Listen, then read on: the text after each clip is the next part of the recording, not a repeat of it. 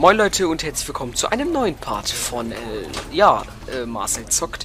Wer hätte damit gerechnet, dass dieses Let's Play überhaupt noch, beziehungsweise dieses Projekt überhaupt noch weitergeführt wird? Und wer hätte gedacht, dass tatsächlich das Stanley Parable, dieses Spiel, was dieser kleine Junge da im Hintergrund spielt, nochmal rauskommen würde als Remastered-Edition oder wie die Entwickler von The Stanley Parable es nennen, die ultimative Deluxe-Edition. Am 16.09.2015 habe ich sozusagen die erste Auflage des Spiels auf meinem Kanal gebracht und wie gesagt, es kam eine Neuauflage raus. Zwar im letzten Jahr, circa vor einem Jahr. Ich bin ein bisschen spät hier mit auf diesen Zug aufgestiegen, aber ich dachte mir, irgendwann musst du dieses Spiel nochmal spielen. 8 Jahre hat es jetzt gebraucht. Und wir spielen heute ein Spiel, was ihr da draußen auf jeden Fall kennen solltet, denn ich sage euch so viel, wie es ist. Wenn ihr es noch nicht kennt, ihr werdet aus den Latschen fliegen, dass ihr dieses Spiel noch nie kennengelernt habt. Und es sieht auch so aus wie damals, nur so ein bisschen aufgepeppter, noch ein bisschen aufgefrischter. Oh, es ist so schön, das ganze Spiel wieder zu sehen, weil ich sage euch ganz ehrlich, das alte Spiel schon, muss ich ganz ehrlich sagen, gehört ganz weit oben in meinem Spieleschrank. Ist wirklich eins der geilsten Erfahrungen, die ich im Videospielkosmos gemacht habe. Und zu wissen, dass ich das jetzt spielen kann, sogar mit neuen Inhalten in diesem Game, das ist einfach so ein geiles Gefühl. Von daher, ich würde sagen, ja hier, ne, ich laber euch kein Fischbrötchen ans Gesicht, ne, Kopf im Nacken. Ich würde sagen, auf geht's, meine Damen und Herren. Wir beginnen mit diesem Spiel und ich bin so gespannt, was sich in diesem Spiel geändert hat und vor allen Dingen, wie das Spiel jetzt auch mittlerweile aussieht, weil es wurde ja, wie gesagt, auch visuell überarbeitet. Stanley worked for a company in a big building where he was employee number 427. Employee number 427's job was simple. He sat at his desk in room 427 and he pushed buttons on a keyboard. It's not hard work, but it's honest work. At his desk, telling him what buttons to push, how long to push them, and in what order. This is what employee 427 did every day of every month of every year. And although others might have considered it soul-rending, Stanley relished every moment that the orders came in, as though he had been made exactly for this job. Traum für jeden Arbeitgeber. Richtig Passion ist der da drin, Mensch. Ach, ist das schön. Day, something very peculiar happened. Doch nicht mehr so schön. Something that would forever change Stanley. Something he would never quite forget. He had been at his desk for nearly an hour when he realized that not one single order had arrived on the monitor for him to follow. Komisch. No one had showed up to give him instructions, call a meeting, or even say hi. Never in all his years at the company had this happened. This complete isolation. Something was very clearly wrong. Shocked, frozen solid, Stanley found himself unable to move for the longest time. But as he came to his wits and regained his senses, he got up from his desk and stepped out of his office. Willkommen zurück, wird als Errungenschaft bei mir angezeigt. Ja, willkommen zurück tatsächlich in diesem Spiel. Ihr merkt schon, es ist ein Spiel, was sehr von Geschichte gestützt ist, aufgebaut ist. Es wird eine Geschichte erzählt und ihr könnt sozusagen eure eigene Geschichte aufbauen. Ihr werdet das auch mitkriegen, wenn ich jetzt dieses Spiel für euch spiele. Wir machen mal das, was jetzt gerade der Erzähler, die heilige Stimme von oben uns hier befehligt. Oder was sie uns erzählt. What could it mean? Stanley decided to go to the meeting room. Perhaps he had simply missed a memo. Oh, es gibt manchmal so Sprüche, die du einfach noch von damals kennst halt. Ja, das ist natürlich sehr komisch. Hier gibt es keine Mitarbeiter mehr. Die Computer sind alle... Nicht alle aus, anscheinend. Oh, mal ausgeschaltet, ne? Strom sparen und so weiter heutzutage sowieso ganz wichtig. Ja, wir gehen einfach mal weiter. Ganz komisch. Wo sind denn unsere Mitarbeiter auf einmal hin? Hier auch überhaupt gar nichts mehr los, auch bei den Druckern und so weiter. Hier war ja normalerweise reger Betrieb, wir kennen das ja nicht anders. Der Stanley, ich meine, der bekommt zwar seine Kollegen nie mit, weil er 700 Stunden an seinem Computerbildschirm mal eben nur rumsitzt und da drauf starrt. Was steht denn hier? Username wahrscheinlich, Access. Aha, Username Access. Komisch. Sag mal, Freunde, ist hier irgendwie was umsonst oder so? Oder wo seid ihr auf einmal hin? Hallo? Oh, das Lustige ist, wenn wir hier linke Maustaste drücken, kommen einfach Computer-Tastaturen-Sounds. Ah, hier.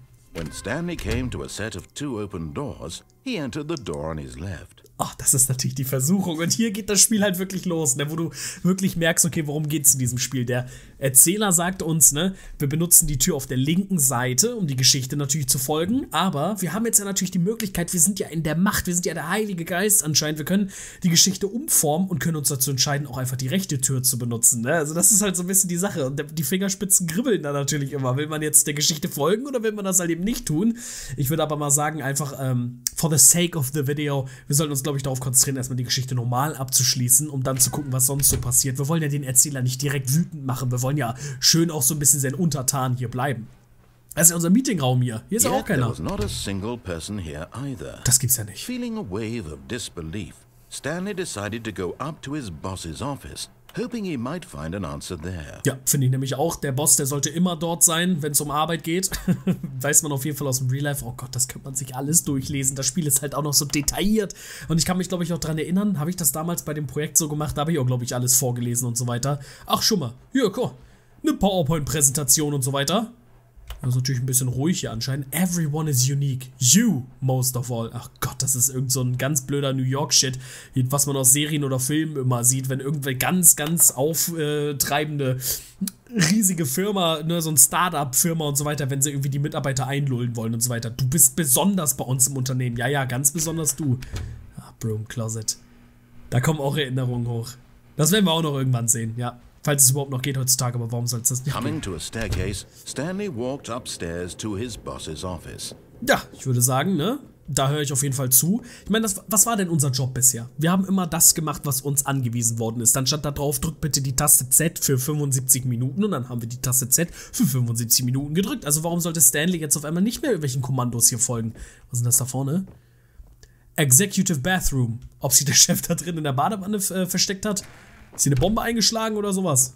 Hallo? Sekretärin ist auch nicht mehr da? Ganz komisches Szenario hier. Und natürlich der Chef in so einer riesigen Lounge. Warum auch immer die Decke halt eben so hoch sein muss. Hat er so eine riesige Stirn? Stepping into his manager's office, Stanley was once again stunned to discover not an indication of any human life. Shocked, unraveled, Stanley wondered in disbelief who orchestrated this. What dark secret was being held from him? Ich glaube, das ist eine What he could not Überraschungsparty. have known was that the keypad behind the boss's desk guarded the terrible truth that his boss had been keeping from him. And so the boss had assigned it an extra secret PIN number, 2845. But of course, Ganz. yet incredibly, Oh, was? by Ach simply so, pushing nein, random halt. buttons on the keypad, Stanley was? happened to input the correct code. Was, by war das sheer jetzt nicht luck. gut? Amazing. He stepped into the newly opened passageway. Ups. War das jetzt also anscheinend nicht der Geschichte nah. Ich dachte, also ich habe so ein bisschen gedacht, weil der Erzähler mir den Code halt eben verrät und so weiter, dass das Richtige gewesen wäre. Und schon haben wir das Spiel gebreakt. Und schon haben wir es geschafft, dass das Spiel nicht mehr so läuft, wie es laufen sollte. Also anscheinend. Es kann natürlich auch sein, dass der Erzähler genau das halt eben von uns wollte, nur halt eben nicht so schnell. Lieber Erzähler, du kannst mir jetzt aber auch gerne mitteilen, wo wir uns hinbewegen sollen, aber ich glaube, anders als diesen Aufzug hier zu betätigen, runterzufahren, gibt es wahrscheinlich nicht für uns, also werde ich das einfach mal tun. Ich hoffe, der Aufzug funktioniert nicht, dass hier alle Menschen auf einmal eingeschlungen wurden. Alle sind Aufzug gefahren, irgendwann sind alle runtergestürzt, bis nur noch Stanley da ist. Descending deeper into the building, Stanley realized he felt a bit peculiar. It was a stirring of emotion in his chest, as though he felt more free to think for himself, to question the nature of his job. Why did he feel this now, when for years it had never occurred to him? This question would not go unanswered for long. Frage, die schnell beantwortet wird, also anscheinend für uns. Stanley fühlt sich ganz komisch. Kennt er so gar Stanley nicht. walked straight ahead through the large door that read Mind Control Facility. Mind Control Facility, das klingt ja schon fast einladend. Ich finde es besonders einladend für das Schild hier auf der linken Seite, wo Escape draufsteht, in so einem roten Blutton. Es ist natürlich schon wieder so komplett, ne? Du weißt schon wieder nicht, was möchtest du machen in deinem Kopf. Möchtest du halt wirklich da reingehen oder möchtest du doch escapen? Aber wir machen es natürlich trotzdem wie der Narrator, wie der Erzähler uns das halt eben sagt. Und deswegen gehen wir hier in diese Kontroll-Facility und sehen gar nichts.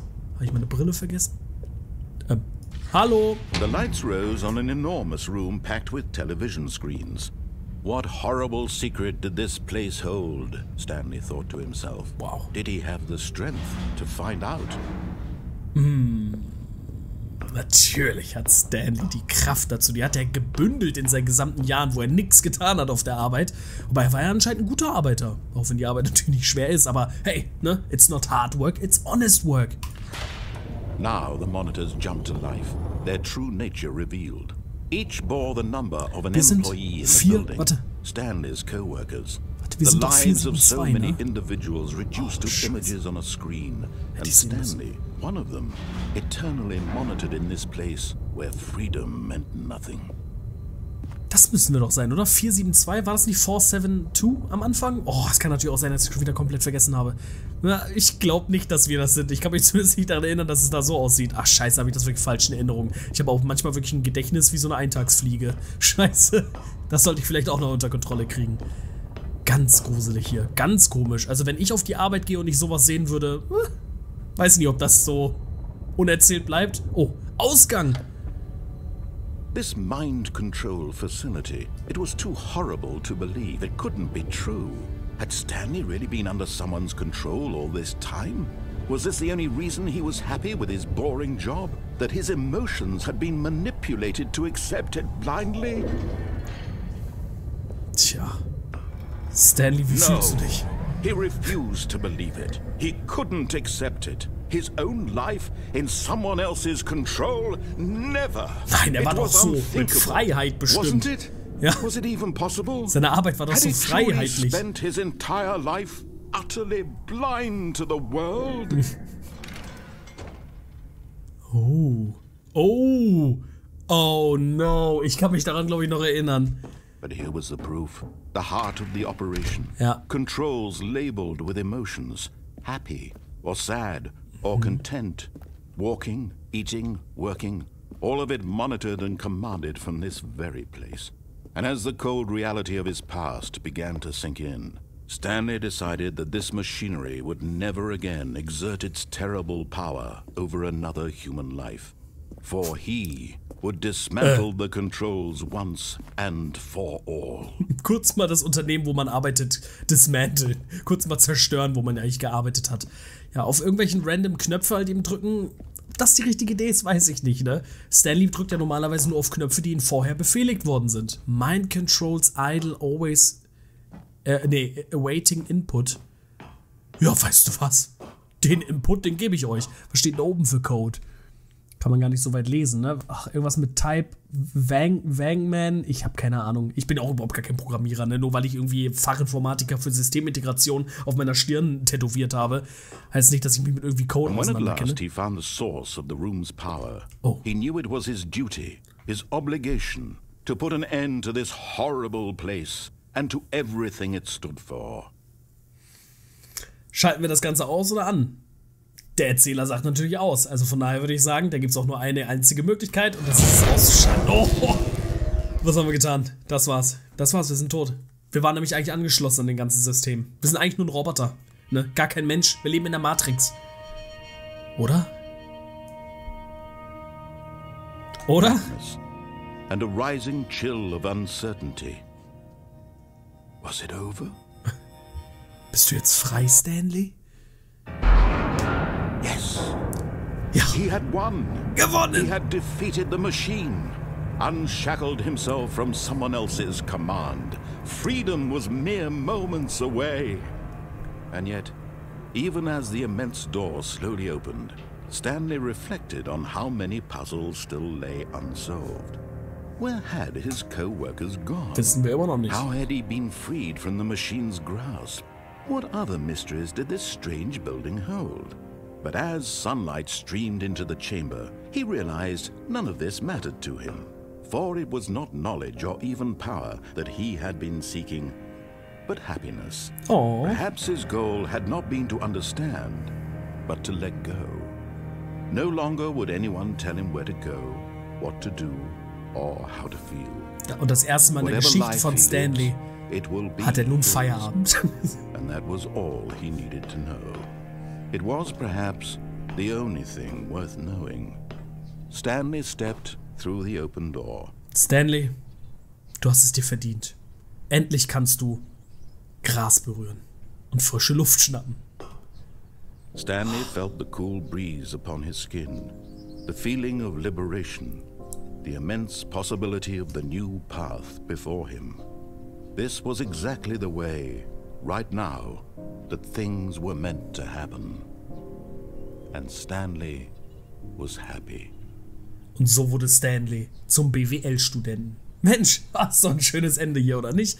Und so schnell kann das Spiel natürlich auch zu Ende sein. Ich glaube, diese Errungenschaft Schlage das Spiel würde es für mich auch bedeuten, dass wir damit auch das richtige Ende gefunden haben. Also, wenn du nach dem Erzähler halt eben gehst. Und jetzt sind wir natürlich wieder hier mit einem neuen Spiel und können jetzt mal den Weg so ein bisschen verändern. Mal ein bisschen was anderes machen. Ich habe auch schon direkt die Idee, wo wir das Ganze mal starten können. Wir kennen ja schon die ganze Geschichte hier.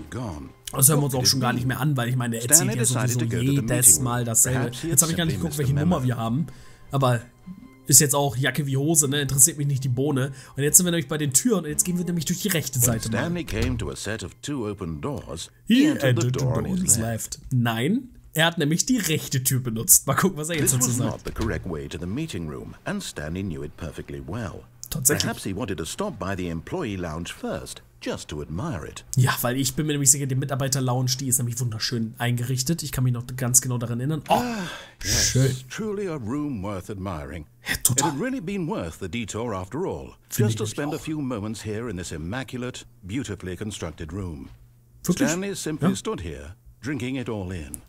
Also wenn ich hier auf der Arbeit so einen Pausenraum hätte oder Meetingraum, wie man es auch mal nennen möchte, ich würde mich freuen, das sieht doch schön einladend aus. Was wurde denn hier unten geschrieben? Yes, really, really worth it being here in the room.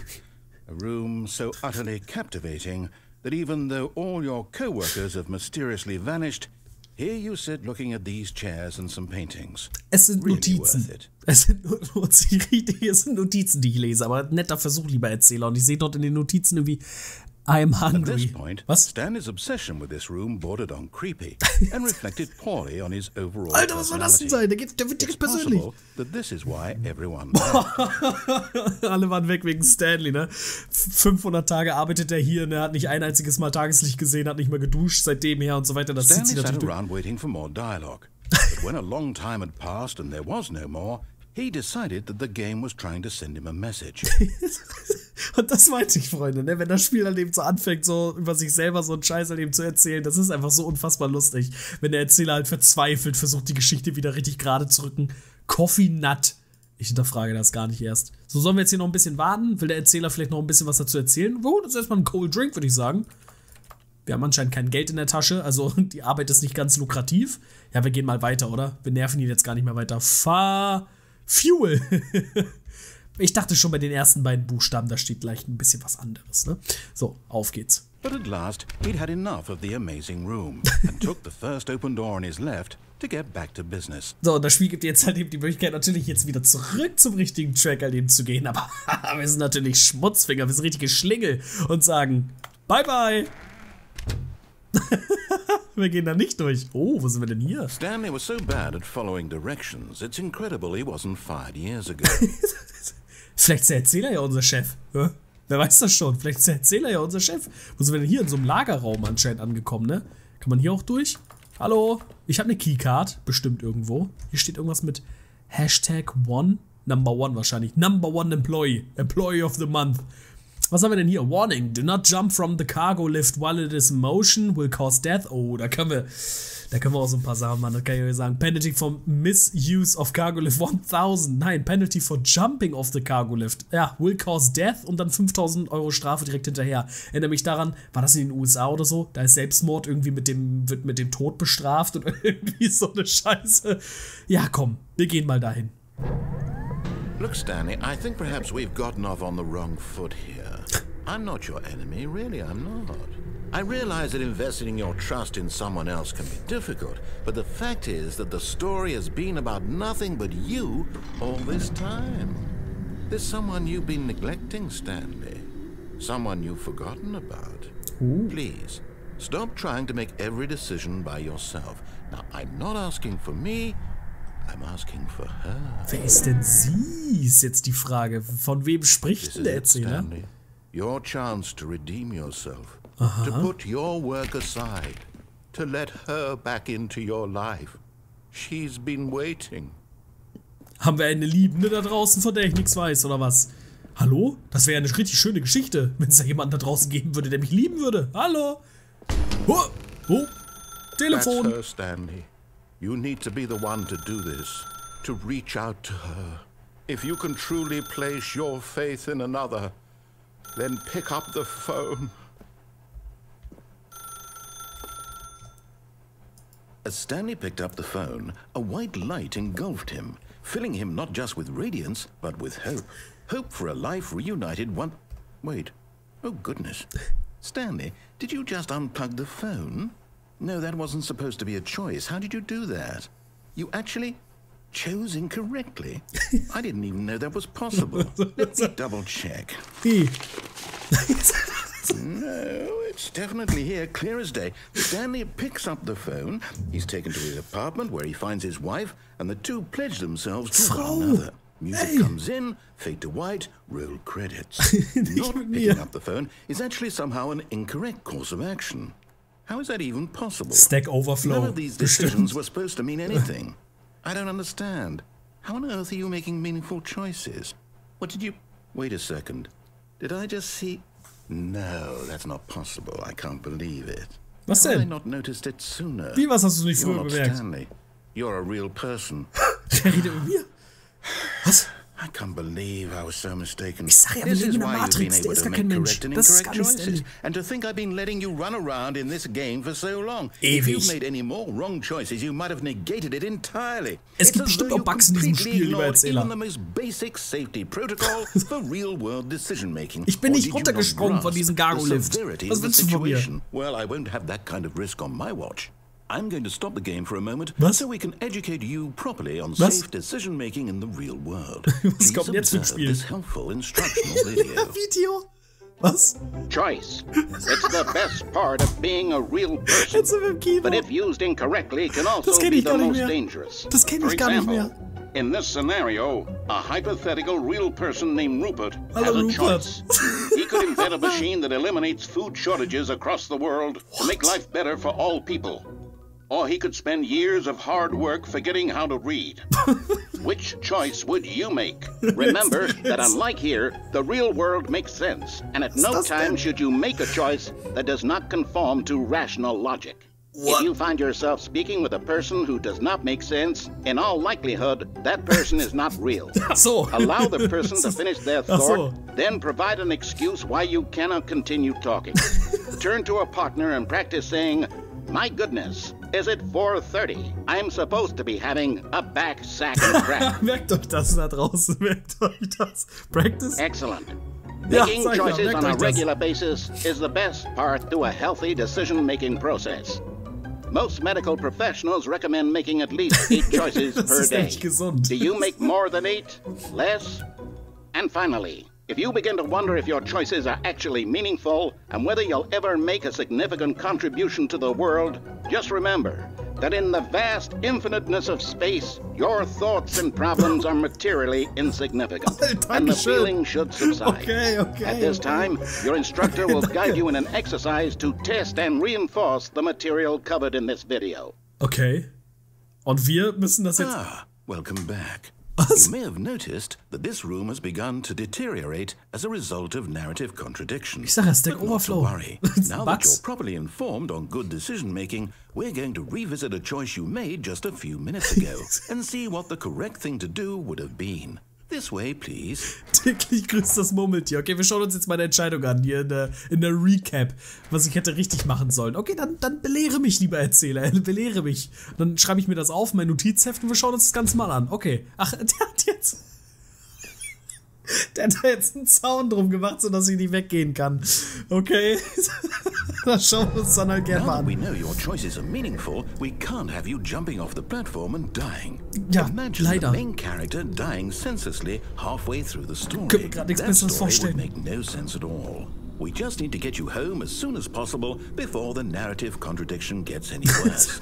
Unfortunately, it seems this place is not well equipped to deal with So, reality. daraus kannst du nämlich die Moral aus der Geschichte ist ganz einfach. Mein Arbeitgeber, der gibt halt eben einen Fick auf Arbeitssicherheit, okay? Und hier ist das richtige Problem. Nicht Stanley ist das Problem, sondern halt die Arbeit. Ich meine, was ist das bitte für eine Arbeitsumgebung? Dann stellt sich halt eben hier auf so eine bewegende Platte, ne? Hier in irgendeinem Lagerraum. Also ich weiß auch gar nicht mal, wie kommen die überhaupt da oben an diese ganzen Kisten ran? Mit dieser Maschine hier oder was? Die überhaupt nicht abgesichert ist und so? Da braucht ja einer nur irgendwie so einen riesigen Niesanfall haben, weil hier alles voller Staub ist und so. Und der schießt sich dann durch das Niesen so 7 Kilometer nach hinten in den Rücken, um hier runterzufallen und zu sterben. Das Problem sehe ich gar nicht bei mir, immer noch. Das kann gar nicht bei mir sein, das Problem. Das Problem ist ganz klar der Arbeitgeber. Jetzt bin ich sehr gespannt. Hier müsst ihr eigentlich lang gehen können, oder nicht? Die Tür wird doch geöffnet. Wahrscheinlich ist das hier gar nicht die große Entscheidung, von der gesprochen worden ist. Ach schön, ich darf wieder in diesem tollen blauen Raum sein, das ich ja so sehr mag. Almost there. You'll take the door on the left, back to the correct ending, the story will have resolution once again, and you'll be home free in the real world. Irgendwann muss auch Stanley mal Feierabend machen. Wie viel Uhr haben wir es nämlich jetzt gerade in dieser Welt? Wir schauen uns ganz mal... Oh, Uhren lesen ist so eine Sache. Okay, wir haben 10, also 20 Uhr. Ist das überhaupt 20? Ist das überhaupt der Zähler? Ist das... Hä? Ich sehe hier... Ach nee, das ist der Stundenzähler. Das heißt also, wir haben anscheinend gerade 23 Uhr und, ach, das kann auch, das muss nicht PMA, ach, ich habe doch gar keine Ahnung von Uhren lesen. Ich gehe jetzt ganz schnell wieder weg und so weiter. Ich habe doch digitale Uhren. Ich gucke eben kurz auf mein Handy und ich sehe, wir haben 4:19 Uhr in der Früh und das ist doch viel aussagekräftiger als irgend so eine blöde Küchenuhr, die da für 10 Euro bei Ikea auf die Wand genagelt wurde. So. Now remember, all you need to do is behave exactly as Stanley would. Okay. That means choosing responsibly and always putting the story Wir gehen rein first. in I'm die quite Gedanken sure von you'll be Stanley. up to the task. Just follow my lead and you'll be fine. All Gut. right. When Stanley came to a set of 2 open doors, he entered the door on his left. No! Why did you do that? Quickly, Was? hurry back in the other direction. Perhaps we're not too late. Okay, wir geben dem Ganzen noch eine dritte Chance. Ne? Alle guten Dinge sind 3, sagt man doch so schön. He entered the door on his right.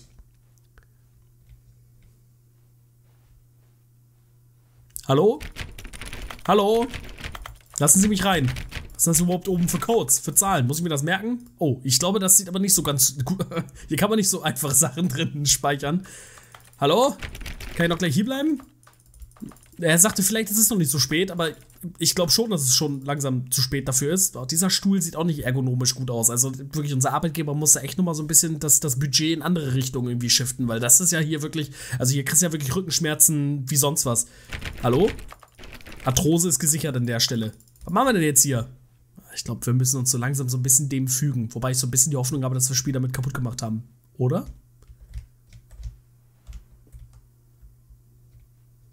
Gibt es vielleicht die Möglichkeit, dass ich hier nochmal schnell zurückkommen kann und dann vielleicht doch noch die Tür und dann hier zu und nee, oder vielleicht auch nicht? Scheiße, ich glaube, wir sind dazu gebunden, dass wir hier wirklich lang gehen. Und dass wir dem Erzähler hier wirklich so ein bisschen Honig ums Maul schmieren. Ja, ich glaube schon. Wobei der Erzähler sagt nichts mehr. Oh, das sieht aber auch nicht so wirklich richtig aus. Das Spiel spielt in den USA. Ganz bekannt. Tornado Alley und so, ne? Wirbelstürme. Oh, it's ruined. I can't believe, after everything we talked about, that my story, you've destroyed my work. Jetzt wird's traurig, oder was? For what? What did you get out of that? What did you think was so special about seeing the game undone? Ist das Left here like lustig? so much garbage. Kennst du Goat It's worthless Simulator? Es ist ein now. lustiges And what am I Spiel. supposed to do? Even if there were a way to continue, would it be worth it? To know that my story is now incorrect? How can I go back to that? I can't erase that knowledge. I'll have to live with it forever. Reliving its impossibility forever. I couldn't live that way. Is it better to shut the game down entirely? To willingly destroy all of my work? I don't know. What's the answer? What do I do? What do I do? What do I... No, I have to. Was? I have to shut the game down. I have to. Was? Jetzt, I have to. jetzt gleich sehen wir uns auf meinem Desktop. Oder? Oh, hey, was? Nee, komm wieder zurück. Ich will nicht, dass das Spiel ausgeht. Nein. Ich war doch gerade so schön drin. Wir haben gerade ein neues Spiel geschaffen, okay? Bugs und Glitches können auch... Oh. Das hat ja nicht so gut funktioniert. Mit dem Ausschalten des Spiels. Oh, I'm here. I'm still here. Here in this pile of rubbish. With you. Oops. You, who thought you were so clever. Now look where we are.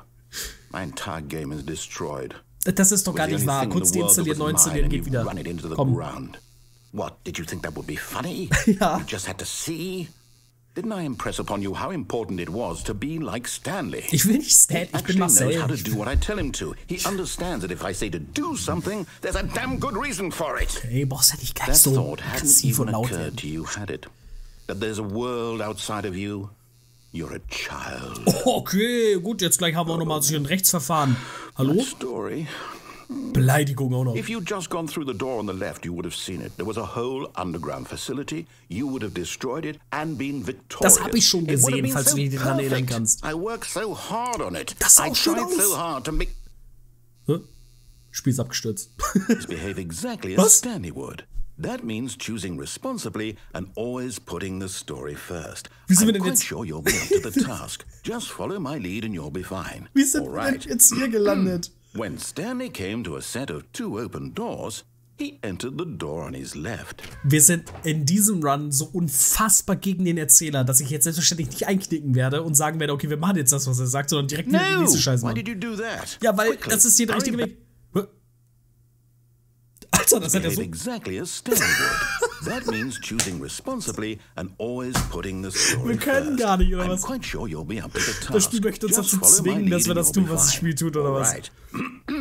When Stanley came to a set of 2 open doors, he entered the door on his left. Meine Eltern haben mir während meiner Pubertät aus gutem Grund oft erzählt, dass ich ein sehr stures, bockiges Kind bin. Also warum sollte ich jetzt immer noch die Chance nutzen und dann auf der linken Seite langlaufen? Jetzt sagt er ja gar nichts mehr. Ist der Narrator jetzt auch irgendwie wahrscheinlich so gefrustet, dass er sich so sagt so... No! Why did you do that? Was? Quickly, hurry back. Warum kann das so spät? Behave exactly as Stanley would. Was? That means choosing responsibly and always putting Aber ich habe the das Gefühl, wenn ich jetzt die story linke first. Tür nehme, ist I'm es quite alles sure sowieso you'll be schon up so to the kaputt, dass task. hier Just wahrscheinlich auch follow gar my nichts lead richtig and sein you'll wird. be fine. Ich gebe dem jetzt noch All right. eine Chance. Ich werde noch einmal nach When rechts gehen Stanley und gucke came einfach, to a was set of passiert. 2 open doors, He entered the door on his left. Nein, wir begeben uns jetzt noch einmal nach rechts und gucken noch mal, was passiert. Der macht das ja schon wieder mit so einem kleinen Lag, wa? Dieses No, what have you done? No! Why did you do that? Ja. Quickly, hurry back. Behave exactly as Nee, Stanley okay, wir would. müssen nach links. That Okay, means schade. choosing Aber wie responsibly gesagt, ich glaube, das Spiel ist and mittlerweile always schon so putting the kaputt, dass selbst wenn ich jetzt nach story links gehe, first. es wahrscheinlich I'm gleich quite sure you'll be abstürzen up wird to und the es passiert task. irgendein ganz Just anderer, follow my lead freakiger and you'll be Stuff fine. da draußen. All right. When Stanley came to a set of 2 open doors, he entered the door on his left. Okay, das werden wir jetzt mal machen. Mal gucken, ob dieser Meetingraum da vorne, dieser Presentation-Raum überhaupt noch intakt ist oder ob der jetzt gleich down sein wird. Oh nee, der sieht intakt aus. Oh nee, das Spiel hat sich wirklich in den Griff gekriegt, oder was? Yet there was not a single person here either. Lol. Feeling a wave of disbelief, Aber Stanley die Typen decided zu. to go up to his boss's Das ging doch office, beim letzten Mal nicht. hoping he might find an answer there. Oder? Okay. Ich bin zwar ein bisschen verwirrt, weil, warum geht das? Coming to a staircase, Stanley walked upstairs to his boss's office. Also beim ersten Durchspielen kommt man hier noch runtergehen. Okay, interessant. Da unten sind einfach 2 Türen, die man niemals in seinem Leben betreten kann. Ich verstehe. Okay, und so sind wir wieder hier. Aber die... What the fuck? Hier war ganz klar ein Raumplaner unterwegs. Der war nicht so ganz zufrieden mit dieser riesengroßen Decke und so weiter. Stepping inside his manager's office, Stanley was once again stunned to discover Warum ist da not oben an ein Bild von einem indication of Panda, any was human life. eine Waffe an Gesicht Shocked, hält, unraveled, bekommt? Stanley wondered in disbelief who orchestrated this, until he saw the door with a voice receiver next to it. clearly into the- Surely behind this door lay all the answers to his questions. And beyond all probability, he knew the passcode. Es gibt keinen He had Code, seen den it ich on his eingeben boss's muss. computer just last week. Nightshark 115. Ach so, Was reinlegen. this the code to open the door? Would it still work? There was only one way to find out. Stanley had been trained never to speak up, but now he would draw from within himself Die Eltern damals the auch schon. courage to Du face redest the niemals in deinem unknown. Leben. Bei dir kommt nur He Scheiß aus dem drew a Maul. sharp breath and then spoke the code. Nighthawk 115. Nee, passt auf. Wenn ihr überlegt, ne? So ein Chefraum, okay? Richtig schön eingerichtet. Grün ist meine Lieblingsfarbe. Ich fühle mich hier direkt wohl. Stanley spoke the code. Nightshark 115. Okay. He spoke it into the receiver, right there on the wall. Der Erzähler ist sich sehr sicher, dass wir das auch wirklich hier tun. Warum ist hier dann so eine unfassbar hässliche Tür da hinten bitte drin? I'm sorry, is there a problem? Ja, ich You möchte didn't das nicht mishear machen. me, did you? Nee, Please aber- speak the code into the receiver. Otherwise we can't get on with the story. This Ich will is die a Gesch- crucial step. Ich diskutiere auch mit diesem Erzähler, wenn es halt eben sein muss. Nein, ich bleib jetzt hier stehen. Wir machen jetzt hier überhaupt nichts, mein Freund. Okay, fine, you're not gonna do it, but you know what? It's pretty humiliating to bring you this far, only for you to suddenly decide you have better things to do. I asked you for this one single thing, for your respect.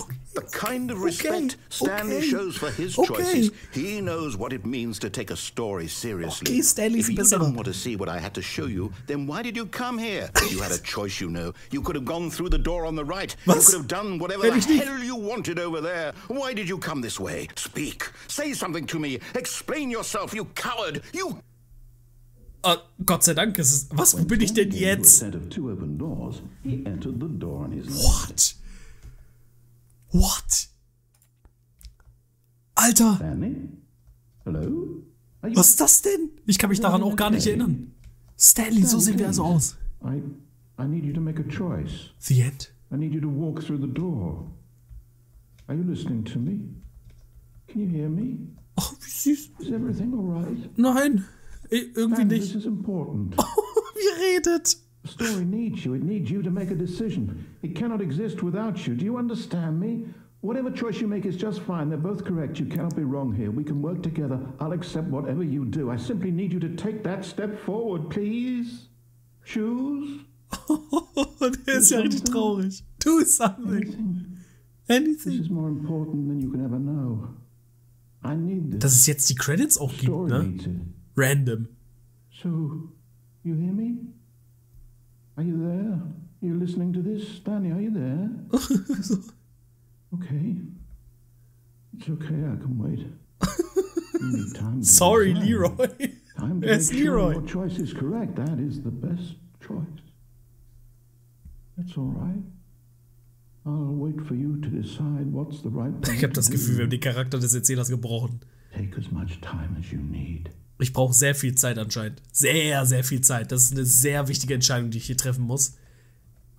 Okay, oder gar keine Entscheidung, die wir treffen dürfen. Ist das jetzt wirklich das Ende? Das war wirklich das Ende. Ende vom Enden. Okay, holy shit, das war wirklich ein Ende. Also, interessant. Also, dass wir das Spiel so von außen gesehen haben, der Narrator irgendwann halt eben aufgibt und jetzt sehen wir uns halt eben hier in diesem Raum wieder. Und ich glaube, es hat sich auch nicht wirklich viel verändert, hätte ich jetzt schon All of fast his gesagt. co-workers were gone. What What could it mean? Ja, ja, das kennen wir ja schon soweit. Weil es kann natürlich auch sein, dass jetzt eine Fortsetzung ist, aber weil ich, glaube ich, den Ladebildschirm und alles gesehen habe. Oh. Ich habe nichts gesagt. Ich habe gar nichts gesagt. Auf einmal ist eine Tür. Ich kann mich gar nicht dran... Ja, New Content, natürlich, rein da. Oh, new content? Das will ich What sofort does haben, that DLC mean? ist alles. New content. Ich will dahin. Oh, ich will dahin. Nein, das wäre auch neuer Content. Natürlich sind hier diese blöden Boxen, die natürlich prädestiniert dafür hingestellt worden sind, vollkommen im Weg. Ja, aber New Content, natürlich, da bin ich direkt drin. Noch eine sehr unsichere Plattform. Dankeschön. Hat sich unser Arbeitgeber aber mal wieder richtig Mühe gegeben bei der Ausstattung. What, ist das geil, Alter. Was für ein Ending kriegen wir denn hier gerade? Das sieht ja sehr vertrauenswürdig aus hier. Hello, and thank you for playing the Stanley Parable Ultra Deluxe. As you may know, the Stanley Parable was a video game released in 2013 on Wie home geil computer. ist das denn jetzt, bitte? After receiving critical and commercial success, it was expanded upon in 2022 with the Stanley Parable Ultra Deluxe, a reimagining of the game for consoles and home computers. What? The Stanley Parable Ultra Deluxe features exciting new content that broadens and expands the world of the Stanley Parable, Wie das hier? delighting audiences Wie the genau world das? over. New Please Content. step inside and see what thrilling new adventures await in the Stanley Parable Okay, Ultra auf. Deluxe. Auf in ein neues Oh, Abenteuer? this sounds delightful. I'm very excited to see the thrilling new Ultra Deluxe content. Ich auch. Das glaubst du, also wenn sogar der Erzähler überrascht darüber ist und gespannt darüber ist, was jetzt hier gleich für neuer Content so far kommt. it's an elevator. Nothing special yet. Aber ein neuer but I'm Aufzug, den kennen wir so it's nicht. just the beginning of a mesmerizing adventure. Ja, machen wir uns auf den Weg. Machen wir uns... Is it broken? What's going on here? Should we be moving somewhere or... Oh, there we go. Ja, All right, braucht ein bisschen, finally, klar. at long Ja. last, it's on to the new content. I've never been more ready. Let's do it. Hört er sich gerade ein bisschen anders an für eine kurze Sekunde oder habe ich mir das Ganze nur vorgestellt, weil es gerade sehr spät in der Nacht hier gerade ist? I have to say, initial impressions of Stanley Parable Ultra Deluxe, mostly tedious. It's as if, Let's see the content. Give me the content, Stanley. Ich gebe dir ganz viel Content, mein Freund. Ich habe mit dir ein ganz tolles Abenteuer gemeinsam. Was ist das? Was passiert hier? Ein neues Spiel. Alright, let's see. It's the jump circle. Ich soll mich da jetzt also gleich reinstellen und springen, aber gibt's überhaupt Springen in dem Spiel? Warte mal, wenn ich hier aber rausgehe und ich das drücke, gibt's gar kein Springen. Es gibt sogar, glaube ich, ein Achievement. Das habe ich sogar lustigerweise freigeschaltet, als ich so eine Testaufnahme gemacht habe, um zu schauen, wie es mit der Audio und so weiter ist, wo ich Leertaste gedrückt habe aus Muscle Memory und so weiter und mir ein Achievement gegeben worden ist, von wegen so, nein, es gibt immer noch kein Springen in der Stanley Parable. Und hier ist die einzige Möglichkeit zu springen. Ja, natürlich, 30 Sprünge, Alter, wir sind doch fit, Alter, wir sind doch fitte Menschen, wir haben richtig Muckis. Wir können richtig was aushalten. Wir können auch einfach theoretisch weitergehen. Aber nein, neuer Content und ich finde den auch ziemlich spannend, dass du dich in der Kreis stellst und in der Zeit springst. Sehr toller Content hier von Ultra Deluxe, The Stanley Parable. Und jetzt dürfen wir wahrscheinlich im gesamten Spiel nicht mehr springen. Jetzt haben wir nämlich alle unsere Sprünge aufgegeben. Toll. Was ein Erlebnisspiel, Mensch. Oh, das hat so viel Spaß gemacht. Ja, ich kann tatsächlich hier nicht mehr springen, wa? Okay, cool. Auf zum nächsten Spiel. War ein tolles Minigame. Is that it? Das war doch cool. Surely that's not all the new content. There has to be something else, right? Ja, immer wieder die Leute, die zu viel erwarten, ne, ganz ehrlich. Oh, direkt zum nächsten Aufzug. Es wäre jetzt lustig, wenn wir wieder zum Anfang gekegelt werden. Another elevator. Stanley, I have to say, initial impressions of this game are not positive. It's just elevators and jumping.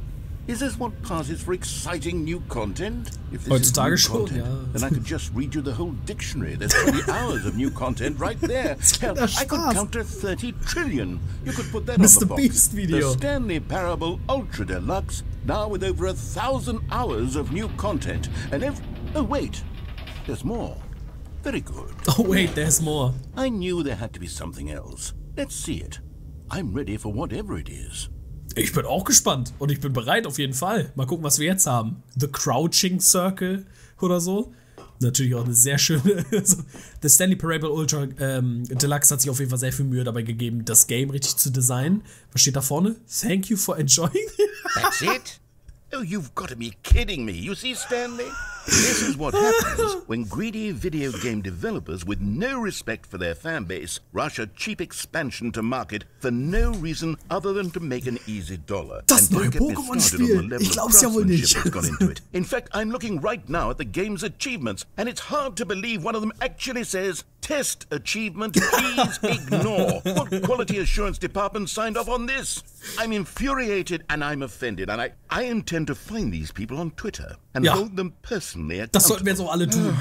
It's my fault, Stanley. I Folgt mir auf built up Twitter too übrigens, much Link in der Beschreibung. anticipation around the new content, I'm afraid. It could never have lived up to such expectations. If you're still with me, why don't we just reset the game and we'll try to get back to what the Stanley Parable is really about. No frills, no gimmicks. Just you and me having a great time together like always. So wie vorhin oder was, What wo do du you mich say, angeschrien friend? hast, gesagt hast, ich bin ein Kind und so weiter, ne? Wie wär's mit sowas? Ach, setz einfach so von mich zurück oder was? Jetzt spielen wir die 2013er Version von Stanley Parable, ich seh's doch schon kommen. Jetzt einfach von uns aus. Das ist aber, also, was ist denn jetzt? Was ist denn hier los? Neuer Content? Hier ist nur noch ein Bild von diesem Raum, der eigentlich hier sein sollte. What in the actual fuck? Wir kommen hier auf jeden Fall nicht durch. I hate Mondays. Mensch, wenn man das nur relaten könnte. Was für ein Wochentag haben wir in diesem... Stanley, come over here. In the vent. I want to show you something. Lass mich dir einen richtigen Hasen zeigen. Was ist das denn jetzt hier bitte für eine pädophilen Geschichte? Warum sollte der Erzähler uns in so einen Lüftungsschacht reinschicken und sagen, ich möchte dir etwas zeigen? Ja, das müssen wir eigentlich machen, ganz ehrlich. Also, da gibt's noch nicht. Also komm, wir gehen in den Lüftungsschacht, wir gucken uns das Ganze jetzt hier an. Wo möchte er uns denn hinlocken und so weiter? In sein Van. Welches Spielzeug hast du denn für uns? Coffee Nut ist jetzt wieder bei uns. Hallo, ich fall hier doch in meinen Tod. Oh! Leben wir noch? Der hat mich umgebracht, der Erzähler. Der sagte, oh, lass uns ganz viel Spaß haben miteinander. So toll, was für ein Spaß. Macht richtig viel Spaß, in so einem Schacht ums Leben zu kommen. Dankeschön, ich hätte mir nichts Besseres vorstellen können. Aha. Okay, you remember how cheap and unsatisfying the new Ultra Deluxe content turned out to be? Well, it got me thinking about the past and how much better the Stanley Parable used to be.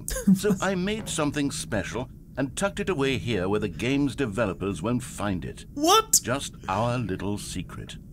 Take a look. Okay, alle Augen zu jetzt bitte. Psst, hallo, streng vertraulich hier an der Stelle. Nur ich und der Erzähler dürfen davon erfahren, okay? Von daher, Freunde, ihr dürft nicht hingucken. Wer hinguckt und so weiter, ist kein Ehrenmann. Tut mir wirklich leid. Oha! What the fuck ist das denn? Hauptsache natürlich, hier steht noch so ein Kopiergerät. What the fuck? I call it the memory zone. The memory It's zone. where I've been storing all my favorite memories so I can relive the peak experiences of my life whenever I want. Gibt's dafür auch nochmal einen Experiences Grafikpatch? like the launch of the Stanley Parable on PC. Wow, okay. What the fuck? Das ist ja zu geil. The Memory Zone tatsächlich. Wir werden herzlich dazu eingeladen, um seine Erinnerungen durchzuwuseln. You see, Stanley, doesn't the memory zone remind you of how wonderful Stanley Parable was before it was sullied with a cheap re-release? Remember back in October of 2013, when the game originally launched? Tatsächlich ja. Back then, video games had integrity. Back then, it all meant something. Auf Russisch. Kagdila, the Stanley Parable. Wow, ich habe tatsächlich ein bisschen Gänsehaut gerade. Das ist ja voll, das ist ja total schön gemacht, Alter. Wirklich Wahnsinn. Windows Monthly, wahrscheinlich überall, wo das Spiel wahrscheinlich gecovert wurde oder so, ne? In den ganzen Magazinen und so weiter. Es gibt einen The Stanley Parable. Was? Ist das die Spielbox oder wie soll ich das verstehen? Die Collectors Edition. Ich brauch die, Alter. Die sieht ja mega geil aus. Wow. Memory, Sweet Memory. 2013 when it was released. Was haben wir jetzt hier Schönes? Audience Award for Independent Games Festival. 2014 haben sie gewonnen. Eine Maske? The British Academy of Film and Television Awards. Arts meine ich, Entschuldigung. Interessant. Our first... so Tattoo-Sprüche. Our first kiss. My first car. The release of the Stanley Parable in 2013. Was haben wir hier? The Stanley Parable Bücher. Okay. 20:13 Uhr. Was hat's denn damit auf sich? Ach, 2013. Ich habe überhaupt nichts gesagt. Es gibt sogar... Na, wie cool ist das denn? Es gibt sogar solche Grußkarten oder was? Postkarten, die man verschicken kann. Und hier sehen wir The Stanley Parable. Mozilla. Nicht der beste Browser, by the way. Aber trotzdem. Wahrscheinlich die Website von denen. Hier wird die zwar nicht angezeigt, aber A Galactic Cafe Game. Ist das schön. Wow. Das sind echt schöne Erinnerungen. Good times, ja. Die ganzen möglichen Screenshots. Das ist ja richtig schön gemacht. Smile because it happened. Ich bin die ganze Zeit am Smile, wirklich. Das ist ja so schön gemacht. Und das ist auf jeden Fall Gamecover oder was? Ne, Bits of Music. Interesting. A Trip Down Memory Lane. Was hat's damit auf sich? $1 Okay. The Stanley Parable Demonstration. Ach, die Demo-Version. Go outside, don't play for 5 years. Das ist einfach ein Achievement in The Stanley Parable. Wie cool ist das denn? Nominee. Ach, hier sehen wir jetzt die British Academy Games Awards. Mehrfach for Debut Game, Game Innovation und Story. Interessant. New York Times, wie sie es released haben damals. Alle haben über dieses Spiel gesprochen. Und deswegen, ich bin mir eigentlich auch ziemlich sicher, ach stimmt, das ist auch irgendwie ein Ende oder so, ne, da oben. Und deswegen, ich bin mir halt eben auch ganz genau sicher, dass viele von euch da draußen das Spiel auch mitgekriegt haben, aber vielleicht auch gar nicht mitgekriegt haben, dass das Spiel remade wurde mit neuem Content wie das hier zum Beispiel. Was natürlich sehr schade wäre. Oh, kann man sich da nicht hinsetzen? Oh, die Musik. Die Musik. Wer bist du denn?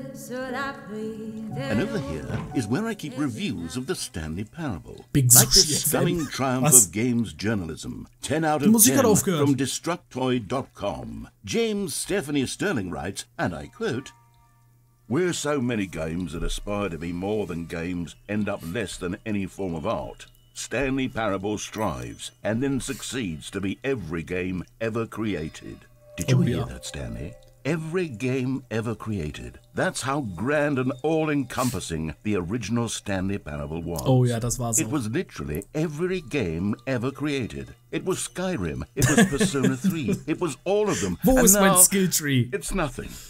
It's no games at all. It isn't even the Stanley Parable anymore. It's just a husk now. A lifeless husk with an hour of new elevator content. Besser als nichts, oder nicht? Besser als wenn es überhaupt keine Neuerungen gibt und man nur ein Overhaul vom Aussehen halt eben macht, nach so etlichen Jahren. Ne? Wann ist das? 8 Jahre oder so, glaube ich, ne? Nach 8 Jahren vom Release kam dieses Spiel hier halt eben raus. Don't read any reviews except this one. Ja, ist auf jeden Fall so eine Review-Seite vom Herrn. Da ist Mr. Destroyed da oben. Ach, weil es ja auch von Destroyed... Ich habe gar nichts gesagt. Ich passe gar nicht mehr richtig mit auf, Freunde. Es tut mir leid. Da, you are playing the Stanley Parable. Wie wir es am Anfang gesehen haben von diesem Video, als ich das damals gespielt habe. Wieder die 2 Türen. Ja, einfach ein paar Screenshots hier aus diesem Spiel. The tasteful nostalgic. It was good. Wir können nach unten gehen oder wir können nach oben gehen. Was passiert, wenn wir nach unten gehen? Gibt es überhaupt einen Weg durch? Memory Zone Maintenance? Nee, geht hier nicht durch. Vielleicht irgendwann nochmal. Oder die Tür kann man tatsächlich irgendwie öffnen. Person of the Year. Ist das Stanley? Der sieht mir ja schon ähnlich, ne? Da unten haben wir so eine kleine Actionfigur von Stanley. Der sieht mir ja schon ähnlich. Oh, Game Development. Was habe ich denn da gerade gehört? Tiere?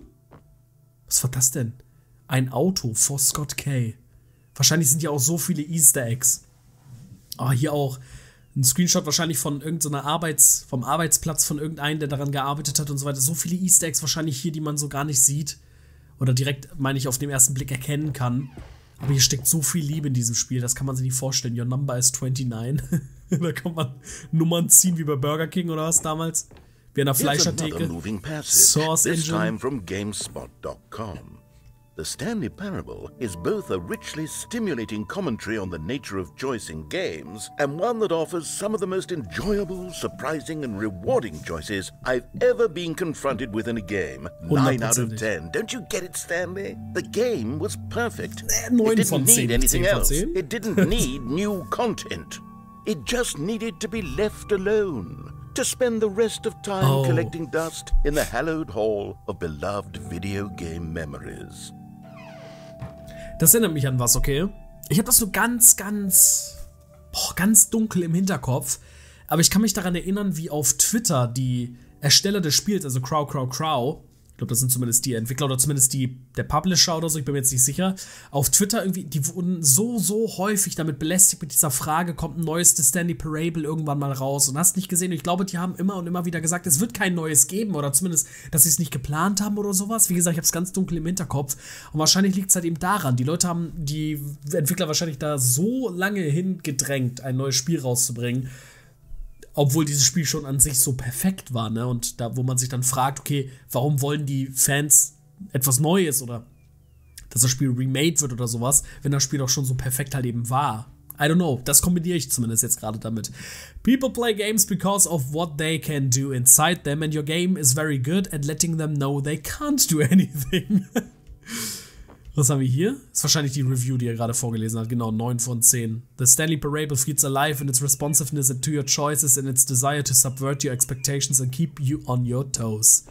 Ja, das war auch der Grund, warum ich das Spiel damals halt eben so geil fand. Ich habe es bei irgendeinem YouTuber gesehen, so das Übliche, das Spiel auf YouTube irgendwo gesehen. Ich dachte mir so, wow, what the fuck, wie geil ist das Spiel bitte? Und dann habe ich es mir halt eben selber geholt. Da kann ich ja gar nicht rein. The Serious Room. Dankeschön. Nimmt das Spiel mich also nicht ernst, oder was? Und hier können wir auch nicht rein. Können wir jetzt vielleicht da unten... The greatest wealth is These were memory. simpler times, Stanley. Okay. But I wouldn't give to go back, to have it all over again. Das glaube ich auch. Genauso. Wir alle haben doch die Videospiele, wo man sich einfach mal wünschen würde, man würde alle Erinnerungen an ein Spiel auslöschen, das Spiel mal wieder komplett wieder von neu beginnen, ne? Ja, es wäre, glaube ich, hier auch so ein Spiel. Oh, die Musik. Tatsächlich, unten ist jetzt aufgegangen. Die Musik. Wait, hang on. Wie, was? I don't recall this part of the memory zone before. Wie? What's this? What's down here? War das doch schlecht, hier lang zu gehen? Kann ich mir noch mal einen Drink holen, bevor wir da rausgehen? Anscheinend, also, das sieht aber nicht mehr so schön aus da draußen. Wird's jetzt ein Shooter oder was? Oh no. Oh God, no. Stanley, it's a collection of reviews from Steam, the online video game distributor. I haven't looked at these in years. Steam. I can't even imagine what's been collecting down here. Oh mein Gott. Surely these reviews were glowing as well, weren't they? Weiß ich nicht, ne? User Reports können... Oh, ich sehe schon not recommended. User Reports können ganz schön garstig werden. Aber hier ist was Gutes, sehe ich. Aber das ist ausgeblendet. I could not be bothered to play this game to full completion. The narrator is obnoxious and unfunny, with his humor and dialogue proving to be more irritating than entertaining. Ist das geil? Funny? I'm not trying to be funny. I'm trying to make a serious work of art. I suppose I could write up a handful of gags to insert into the Stanley Parable, but the game is already such a densely layered web of profound philosophical insights that I can't even imagine where I'd have the room to stick them. Also, ich kann diese Review nicht verstehen. Ich habe jetzt auch gar nicht drauf geachtet, wie viele Stunden dieser Reviewer gespielt hat, dieses Spiel, wenn überhaupt Stunden. Scheiße, das hätte ich auf jeden Fall noch sehen müssen, bevor ich das mache. Ihr seht schon, wie viel Content dieses Spiel hat. Ihr besteckt mir ganz ehrlich, guck mal, was wir hier gerade erleben. Willst du heute mich verarschen oder was? Das kannst du doch keinem erzählen, dass wir hier gerade halt eben gelandet sind, ne? Und dass wir das jetzt hier alles sehen. Mit Reviews und alles Mögliche. Also hier sind aber auch gute Reviews, ne? Die musst du ja nicht ausblurren. Du musst jetzt hier nicht die ganzen schlechten anschauen. Wir sehen hier 3,1 Stunden. Not recommended. Das ist nudelscharf. Someone who prefers non-linear games, this preachiness gets annoying fast. Preachy? Stanley, I'm not preachy, am I? You can tell me if I'm preachy. Honestly, you can. Goodness. This is actually quite Mein Anwalt soll reden. Well, to be honest, I had always thought of the game's dialogue as being rather terse to begin with. You can't know how much fluff I cut from the game to get it to feel as light and airy as it... Well, I always thought it did, but maybe it wasn't. Dear, what an awful memory to have to hold on to. These black marks on my otherwise unimpeachable track record. Ich habe das Gefühl... Like a failure.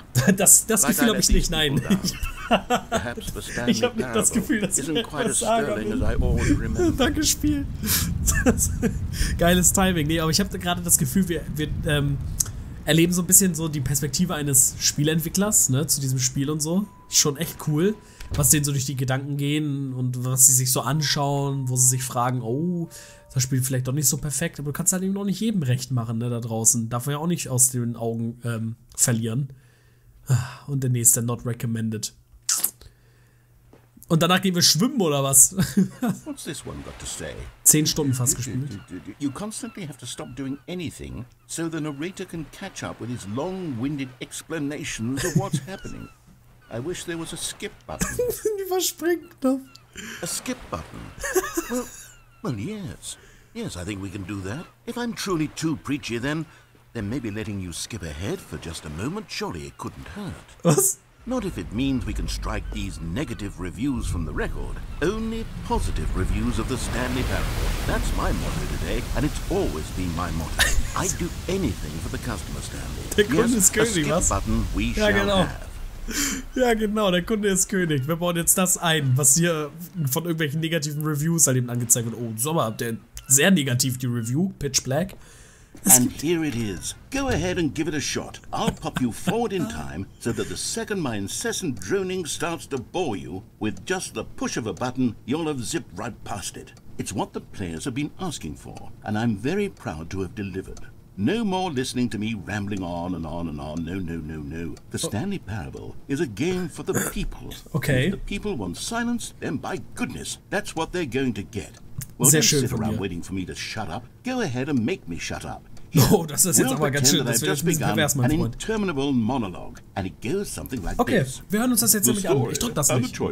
Wir hören uns das jetzt komplett an. Ich lehne mich jetzt zurück und wir hören uns das Ganze mal an. Until inevitably, we all until the end of time, at which time everything all at once. So now you see, blah blah blah blah blah blah blah blah blah blah blah blah blah blah blah. We've eaten too much and it can't be just yet. No, no, until 245. But the logic of elimination working backwards, the deduction therefore becomes impossible to manufacture. It went on for nearly 10,000 years, until just yesterday, here and there, forward and back, and never a moment before lunchtime. It can't be. It's the only thing there is. How many billions left until so much more than forever ago? Which is why I say, the story, and the choices, or what have you, and therefore, by becoming it is, so on and so forth, until inevitably, we all until the end of time, at which time everything all at once, so, now you see, blah blah blah blah blah blah blah blah blah blah blah. Der wiederholt sich ja. We've eaten too much and it can't Okay, be weißt du was? just Nein, jetzt drück ich auf jeden Fall den Überspringknopf. Ganz ehrlich, du laberst mir die ganze Zeit dieselbe Scheiße. Nein, nein, nein, nein. Jetzt sehr ruhig.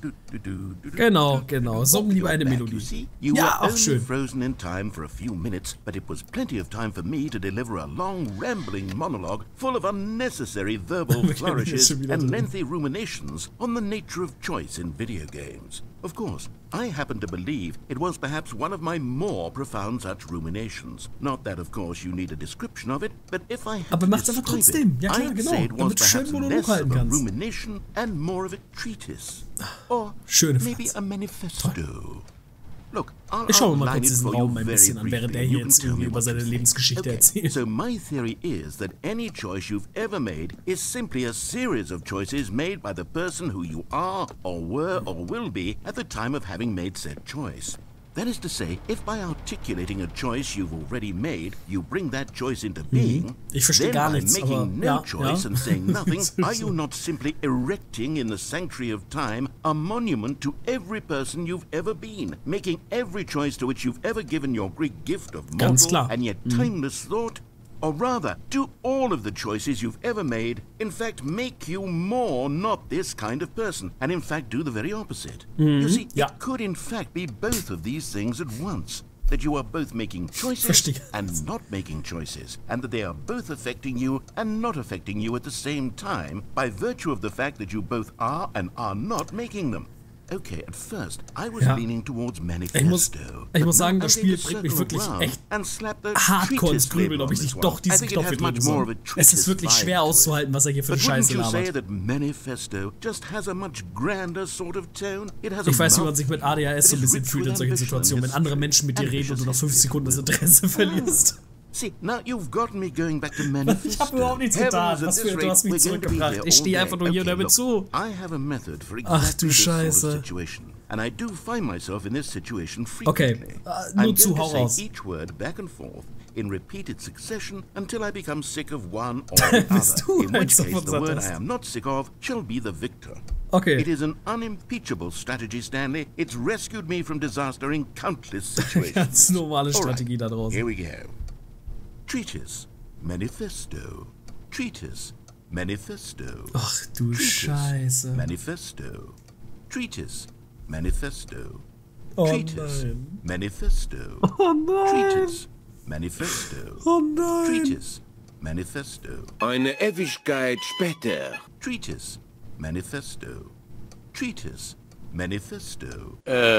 Treatise. Okay, ich habe mir das Ganze jetzt ohne Scheiß für eine halbe Stunde angehört. Eine halbe Stunde, sogar mein Licht ist schon aus, weil es schon leer gegangen ist in der Zeit und so weiter. Ich müsste das jetzt theoretisch aufladen. Ich glaube, hier ändert sich nichts mehr. Wenn jemand von euch da draußen weiß, ob es hier wirklich noch weitergeht oder so, es tut mir leid, aber über eine halbe Stunde, ich höre mir das jetzt nicht in meinen Schlaf an, ja. Ich habe es mir jetzt genug angehört, hören es. Es gibt mir jetzt die Scheiße hier weg, Alter, ich habe gar keinen Bock mehr. Ich kann es nicht mehr hören. Abwischstreifen, oder was stand da gerade? Das war doch ein Tippfehler. In den Untertiteln da. Oh, Gott sei Dank. Gott sei Dank. Wer ist Cookie 9? Achso, das ist einer der... Ja, genau. Boah, mein Gehirn ist jetzt so Matsche. Oh, mein Gehirn ist so Matsche jetzt. Perhaps that would have been the smart thing to check on before I went about this whole exercise of making Alter, kannst du mal die Fresse halten. Although I have to imagine that after seeing this exciting new technology at work, surely whoever it is runs Steam will instantly run out and implement a new feature to make it possible to edit one's review, merely because of this very situation. Yes, I think that's quite likely. Or perhaps they'll simply grant this particular user the ability to change their review, so that the feature is not widely abused. Look, I would even be okay with Steam altering this particular review so that it reads as something more beneficial. Something along the lines of, this game is the best game. Let me start over. Er will jetzt also alle Rezensionen aus Steam selber umschreiben. Rises the phoenix of quality. Was geht denn jetzt? Und er redet nicht mehr. Er redet nicht mehr. Er hat wirklich die Klappe gehalten. Er hat die Klappe gehalten. Ich fasse es nicht. Er ist ruhig. Er ist ruhig. Er sagt nichts mehr.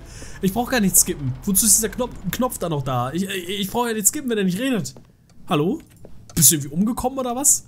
Schreibt er jetzt gerade im Hintergrund irgendwie die ganzen Reviews neu oder sowas? Hallo? Du hast doch gerade irgendwas erzählt. Ja gut, jetzt muss ich skippen, weil du nichts mehr sagst oder was? Geht ja nicht anders. Okay, welcome back, Stanley. Now, I should say that the amount of time the button has been skipping through is becoming longer and longer. What? That last one was, well, I want to say maybe 30, 45 minutes. Du hast also 45 Minuten unendurable geschwiegen. by any means, but it's, well, there's really only so much I can ramble on to myself about. I know, it's shocking, isn't it? Du hast einfach nicht mehr geredet, das ist ja der Unterschied. We not press the button again. Oh nein. I think the skip button has been aptly demonstrated, and we can say goodbye to it. Ja. Wait. How do we get out of here? Where did the door go? Was? Wasn't there a door that led into this room? I do feel quite certain that there was one here before. How else would we have gotten into the room in the first place? I don't think one can enter a room without a door of some sort, or a window, or something like that. Do you see a window anywhere? A porthole? A sufficiently large crack in the wall? I'll take any of these. All I want is for us to move on and to please step away from the skip button, to go anywhere other than the skip button. There was a door here before, wasn't there? I swear there was. Where did it go? Can you maybe just ram your way through a wall? Ich dachte es mir. Is there any possibility that you could say, dachte slam es mir. your body into the wall Das Spiel until will, dass wir enough hier nochmal damage is done draufdrücken. for you to be able to leave? Please, I'll take any option at all. I'm asking you to work with me here. We need a door. We need a door of some kind. I can work with any kind of door as long as it can open and lead from one room to another. I'm going to step away for just a moment. Ich geh mal and I'm kurz going weg. to try to find us a door. Ja, I don't know how exactly to remove a door and place it in a different wall, but I will find a way, I promise. You just need to not do anything. Don't press the skip button. Please, please. Please do not. Okay, wir sind ein Team. Hey, okay. Wait here for me and don't press the skip button. Okay, got it? Ja. Yes, good. Capiche. I'll be right back. Okay, bis gleich. Nein, wirklich. Ich werde nichts drücken. Ich werde wirklich nichts drücken. Wir sind ein Team. Ja, wir haben uns hier eingefruchtet in diese gesamte Geschichte mit dem Redner. Und deswegen werde ich ihm jetzt auch so ein bisschen Folge leisten. Und wir machen jetzt das, was er sagt. Ich werde nicht drücken. Wir warten, bis er wieder zurück ist. Irgendwann später. Okay. 10 Minuten sind vorbei. Es ist schon wieder nichts passiert. Und ich glaube, das ist wieder so ein Punkt, wo wir drücken sollen.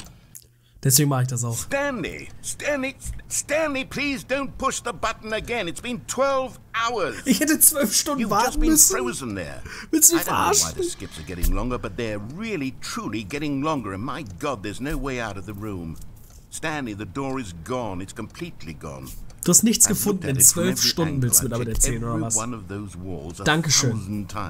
And there's no door, Stanley. There's no door. There's just you and the button, and if you keep pressing it, I have no idea what will happen. I have no idea how long I'll be made to sit here, and more than anything else, I don't know how to stop you from pressing the button again.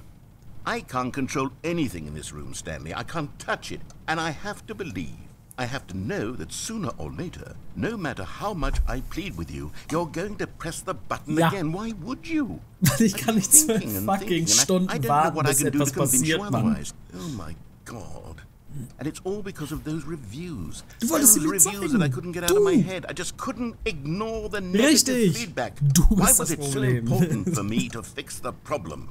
Why did Cookie Nine's opinion matter so much to me? I've never even met Cookie Nine. I have no idea who they are. Und der ist jetzt der berühmteste in diesem Spiel. But here I am. Ob er das Spiel nochmal reviewt hat? Alter, das wäre ja mega geil. Steam-Review. Stell dir mal vor, Cookie Nine hat es schon wieder reviewt. One of my imperfections, and I become as impetulant as a child. Wild and impulsive. I can't help myself. I can't stop myself from lashing out with a vengeful fury to alter and to change and to break anything unbroken, if only it pleases this one person who made a single negative. Ist doch leer gegangen gerade. Restbatterien wahrscheinlich. Gleich geht er wieder aus. Whose benefit is this?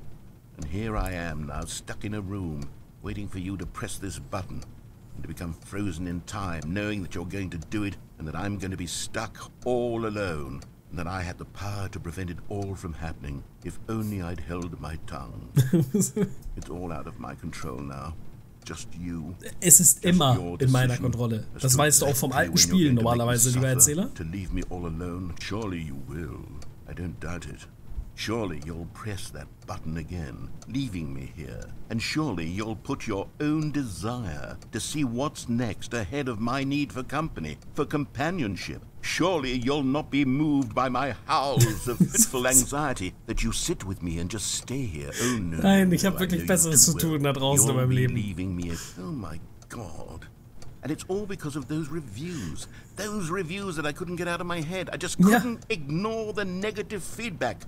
Why was it so important for me to fix the problem? Obwohl das Spiel schon so perfekt ist. Warte mal, Moment, wiederholt sich das gerade wieder? Tatsächlich, es wiederholt sich wieder. Okay, wir müssen den Knopf drücken und jetzt haben wir wahrscheinlich 10 Jahre geskippt. Was? Ja, Stromkosten werden nicht mehr bezahlt. Ich wusste es. Die Blume. Die Pflanze. 2 Wochen. 2 Wochen. Just sitting here. Not a single person to speak with. And you think that that's just how it's always been, right? Me talking and you saying nothing. Ich bin die ganze Zeit am Reden, du kannst mich noch nicht hören. Exactly the same as always? Doesn't that feel like what we've already been doing? Me just talking? But it isn't, Stanley. It isn't the same at all. Nein, it isn't even close. Nee, because I know you can't hear me once you push that button. That's what I'm realizing now, Stanley. I'm realizing that I needed to know that someone was listening.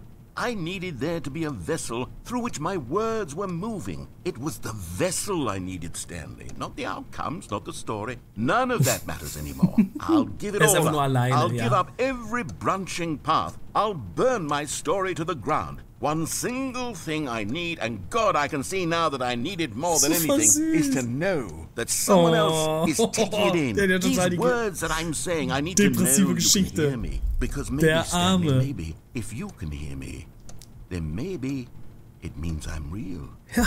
Maybe I'm not just a fiction. Nein, da bin ich mir auch sicher. Was I scared of that all along? Perhaps. Ja, sag ich ja, das Licht. Perhaps I've been scared this whole time. That if I stop speaking, I'll slip backwards into the silence and be consumed by it. I can't be taken by it, Stanley. I can't lose myself in the stretch of emptiness between you and me. When you press that button, you're still right there, but I know you're so tremendously far away. And in those moments, the emptiness folds itself outward in between the two of us.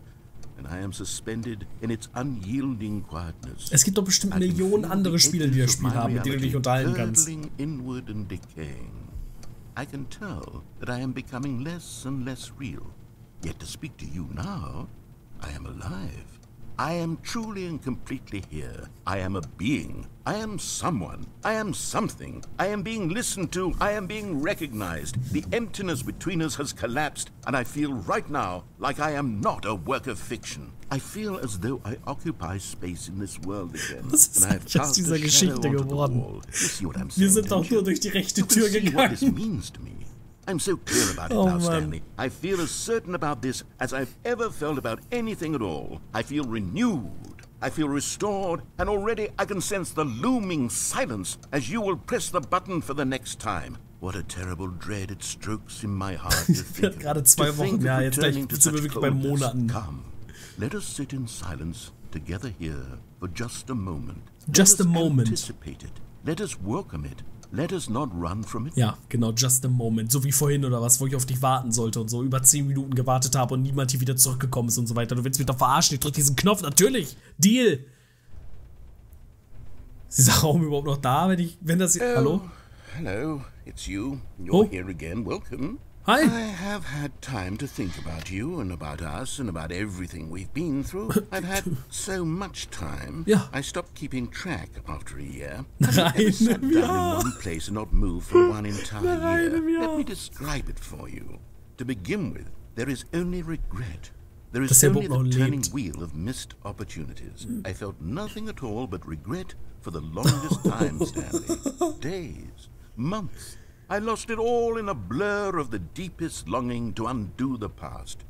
And when that feeling had begun to subside, what took its place is what I can only describe as the collapse of every moment I have ever experienced my entire life.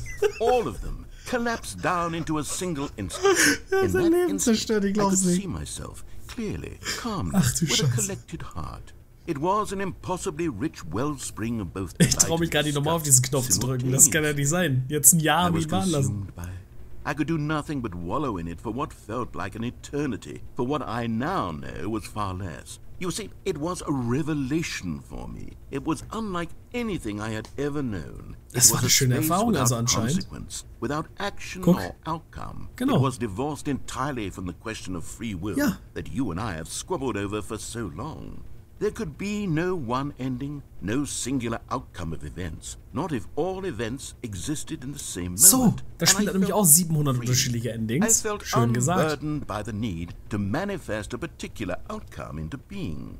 I saw that I could allow myself to exist along all timelines, and that each of them was simply a strand in the web of my being.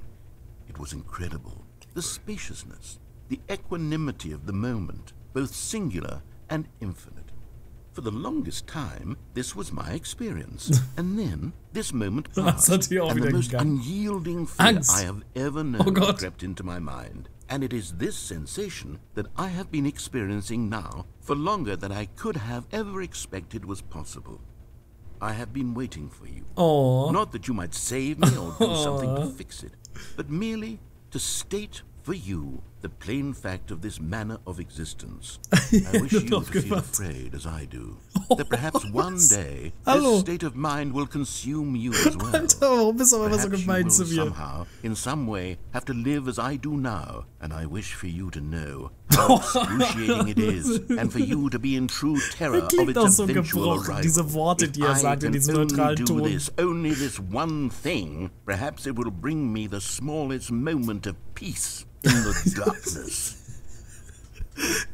Oh Gott, ich traue mich schon fast gar nicht nochmal auf diesen Knopf zu drücken, sodass er das nochmal erlebt. Aber es ist einfach auch diese innere Inbrunst, also diese innere Wut und Aggression, die er in sich reinstaut und reingefressen hat in diese neutralen Aussagen.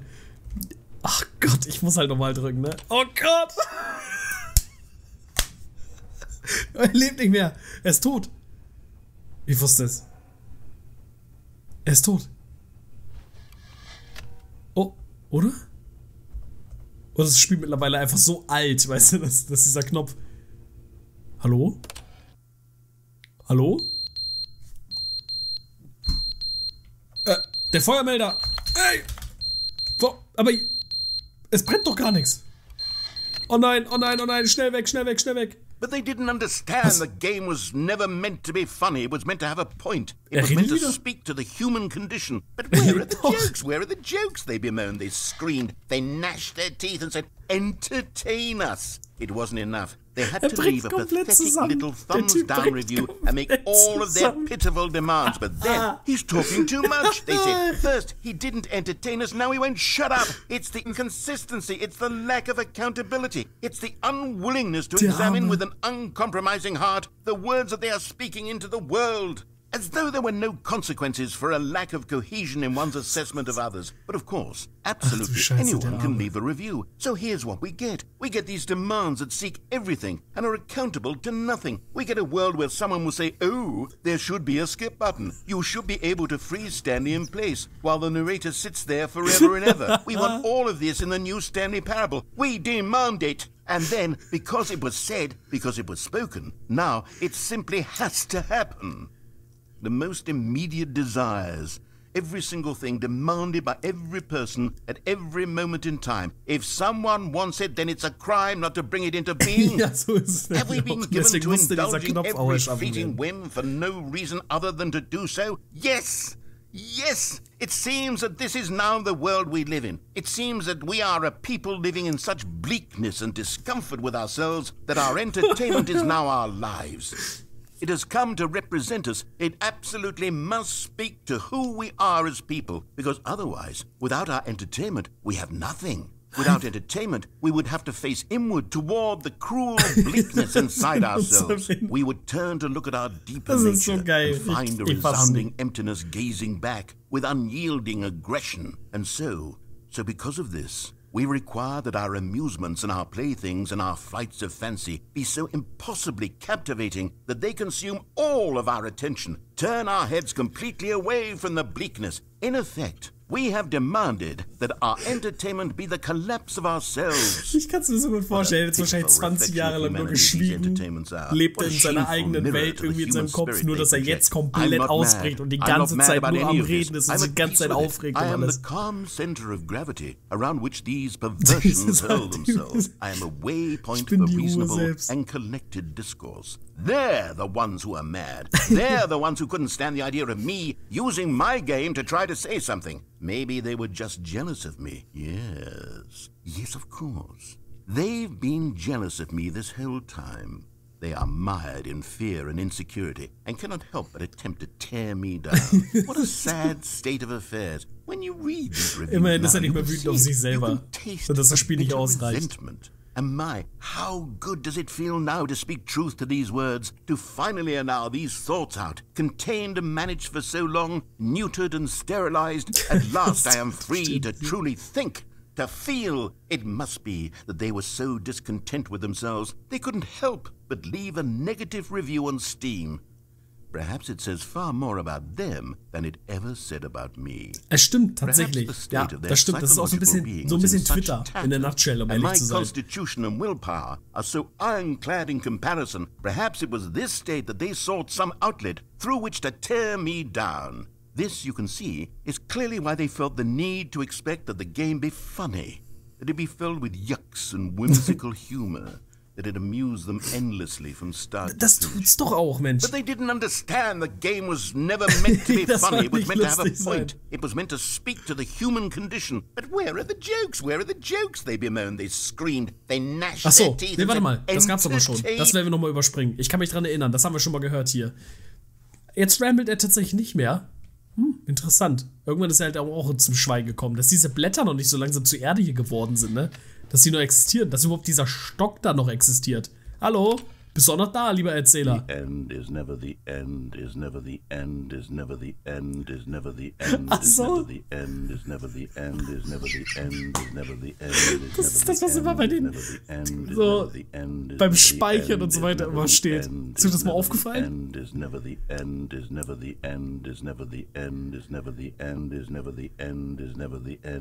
Ich glaube, das ist auch eine Endlosschleife. Wir drücken nochmal, wir gucken mal, was passiert. Jetzt liest er nämlich die ganze Zeit die Schleifen vor, ist das geil. Der Typ ist komplett durch, dass er, wie gesagt, überhaupt noch lebt. Also, lebt. Naja, wissen wir, dass er lebt? Warte, da vorne tropft es? Ach so, weil mittlerweile die Decke sogar schon undicht geworden ist, weil wir hier schon so lange sind. Also, sogar schon die Decke undicht geworden ist. Oh, weia, Alter.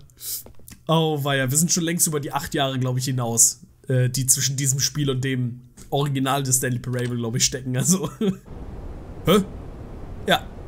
Und jetzt haben wir anscheinend hier Freiluft hinten drauf. Ja, sehr schön. Also wir haben es tatsächlich geschafft, das Gebäude stürzt schon so langsam ein.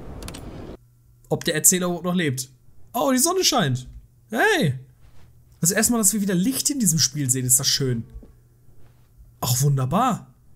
Dass Stanley überhaupt noch so vernünftig stehen kann, ne? Aber der Erzähler ist weg. Wie viele Jahre sind vergangen? Jahrhunderte. Jahrhunderte sind vergangen. So langsam kommt schon, die Natur erobert sich den Platz wieder zurück. Ob hier gleich auch Tiere rumlaufen werden oder was? Hä? Und wieder alles zerstört. Atomkrieg draußen oder sowas? Halo. Oh. What the fuck is going on? Was war das denn? Schnell, schnell, schnell. Ich möchte hier raus. Was ist hier? Was? Das Gebäude ist umgekippt? Hallo? What the fuck?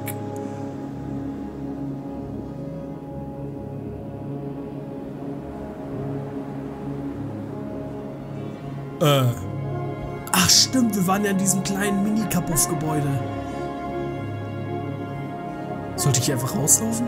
Was ist denn da vorne? Hä? Ich sehe schon Fata Morgana. Ich sehe schon Sachen, die gar nicht da sein sollten. Aber die Musik ist schön. Die Musik ist wirklich schön, beruhigend. Und dass der Erzähler mittlerweile ist, der das hier singt. Können wir eigentlich einfach nach draußen laufen oder sollte ich jetzt einfach den Knopf drücken? Da vorne sehe ich was im Horizont, ne? Oh, okay. Anscheinend sehe ich doch nichts im Horizont. Wow. Ja, das seht ihr jetzt. The end is never the end is never the end und so weiter. Das, was er jetzt die ganze Zeit vorgelesen hatte, das ist das, was ich meinte. What? Jetzt sind wir wieder hier? Nee. All of his co-workers were gone. Tatsächlich, das war's. Das war ein Ende. Stanley decided to go to the meeting room. Perhaps he had simply missed a memo. Ich glaube, das war wirklich ein Ende. Aber da vorne ist die Tür immer noch.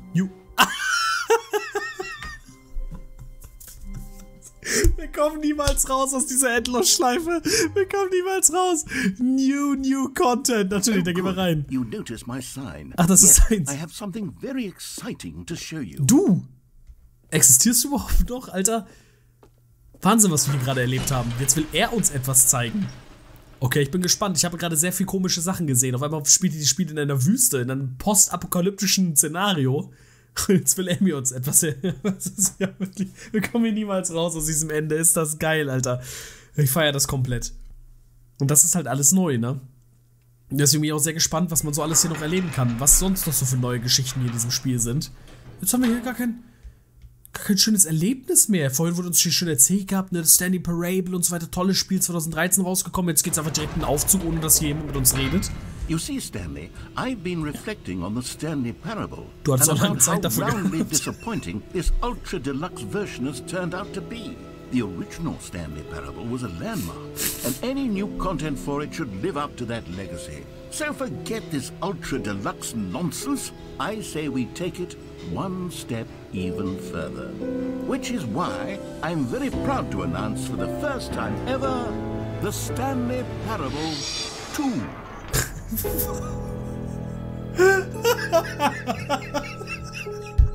Wir erleben einfach ein komplett neues Spiel. Was? Yes, you see, isn't this far superior to a measly re-release with a few minor additions? Think of all the new territory we'll cover with a fully fledged sequel. An entirely new experience, built from the ground up. Why, there are so many possibilities. It could go in so many different directions. This is what fans have truly been asking for. Again. Investor Showcase. Sollen wir jetzt unser Geld damit reinladen oder was? Jetzt sogar mit richtigen Apple Macs hier unterwegs. Hey, wie geil ist das denn? Jetzt haben wir ein neues Spiel in einem neuen Spiel. It's just so much catchier than Ultra Deluxe, don't you think? Ultra Deluxe? What does it even mean? But the Stanley Parable 2, now that's an artistic statement right there. It's future-oriented. It screams progress and innovation and long-term franchising potential. Ich glaub's nicht. Aber es sieht schön aus, klar. Wenn das Spiel so rausgekommen wäre, weißt du, nochmal eine Neuauflage des Stanley Parable 2, ich hätte das gesehen. They're back 2 doors. Oh nein, jetzt gleich haben wir wieder eine Entscheidung anscheinend. Was haben wir denn hier? Achso, nee, das ist die... Jo, stimmt, hier wird über das Spiel gesprochen. Was mit The Stanley Parable 2, was da neu geben sollte und so weiter. New Content is out. New Content Part 2 ist in. Old and Busted ist dieser Raum. New Hotness. Boring. Okay. Was geht denn hier ab? Jetzt geht's noch richtig in die Psychologie oder was? Neurologie und so? Paradigm Shift Synergy. The Color Red. Oh, ganz wichtig, stimmt. Ja, ist mir gar nicht aufgefallen hier. Stanley Parable 2. Ganz wichtig. Was das ist einfach eine PowerPoint. Ach so, mit unterschiedlichen Möglichkeiten für das Design. Alter, hier The Last of Us. Oder nicht? Das ist doch The Last of Us, das zweite. Wahrscheinlich ist das Thanks for attending my meeting. Graphic Design is my passion. Aber das sieht auch cool aus, ne? Hat so ein bisschen was Resident Evil-Style. Schön. Und hier kann man das Spiel... Nee, da ist die PowerPoint natürlich drauf. Ja, das Investorgespräch, haben wir ja gerade eben gesehen gehabt. Da kommen wir nicht rein. Die Türen öffnen sich für uns hier. I haven't quite nailed down what exactly the Stanley Parable 2 is going to be. Okay. But let's take a look at some of the features I've been developing for it. I figure that if I can loosely organize a handful of interesting concepts, that surely the game will sort of naturally spring up around them. It'll all work itself out. Game development is much more of a fuzzy magic than anything scientific or logical, really. Hier sind so absolute Oberbanger an Videospielen mit dabei, ne? Portal 2, Half-Life 2, absolute, weißt du, so wirklich die Krone im Gaming-Business. Und dann hast du irgendwo darunter Aladdin 2, Return of Jafar. Ist das geil. This way to the show floor. New Features. Sind wir jetzt hier in so einer Kino-Exposition? Tatsächlich. Ich möchte mir mal einen schönen Platz hier aussuchen. Warum ist hier ein Bus mittendrin? Wieder komme ich nicht hoch. Ich möchte mir die Show anhören. Expo Hall 2. Jetzt sind wir auf einer Expo mit roten Carpet hier und so weiter. Ich meine, wir sind natürlich auch als Protagonisten, als Stanley, sind wir hier selbstverständlich auch VIP eingeladen. Ne? Da gehe ich mal ganz stark von aus. Einfach ein random Hocker hier mittendrin. Alter, was? Here we are. Go on. Try out some of the new features. What? Oh mein Gott. Merchandise! Jawohl, ich glaub's ja wohl gar nicht. Und ich trage auch gerade mein eigenes Merchandise, meine Damen und Herren. Und falls ihr auch so ein Design haben wollt, wie dieses insane Design, weil das Spiel mich auch gerade daran erinnert, dann könnt ihr gerne in der Videobeschreibung vorbeischauen. Auf redbubble.com gibt es nämlich einen eigenen Shop von mir und dort könnt ihr Merchandise von mir kaufen. Für einen günstigen Groschen, ja. Und damit könnt ihr mich supporten. Also, macht das, wenn ihr ein bisschen was übrig habt jetzt als Weihnachtsgeld und habt ihr nicht alles gesehen. Zum Beispiel dieses, ich kann euch das hier ganz empfehlen, Alter. Das sieht so geil aus, Freunde. Egal, komm. Merchandise von The Stanley Parable 2, das ist hier auch immer ganz wichtig. The end is never the end again, ja. This T-Shirt is the new best feature. Das sind aber wirklich coole T-Shirt-Designs. Also vor allem das in der Mitte finde ich eigentlich ganz nice. Bürodekoration, The Stanley Parable Beruhigungseimer. Der Knopf, der den Namen des Spielers nennt, der das Spiel spielt. Nein, niemals. Das funktioniert nicht. Exclusive. The button that says the name of the player that is playing the game. Also wenn der jetzt gleich raushaut, TheSeineTV oder Marcel oder sowas. Was ist denn hier für ein... Da muss ich gleich reingehen.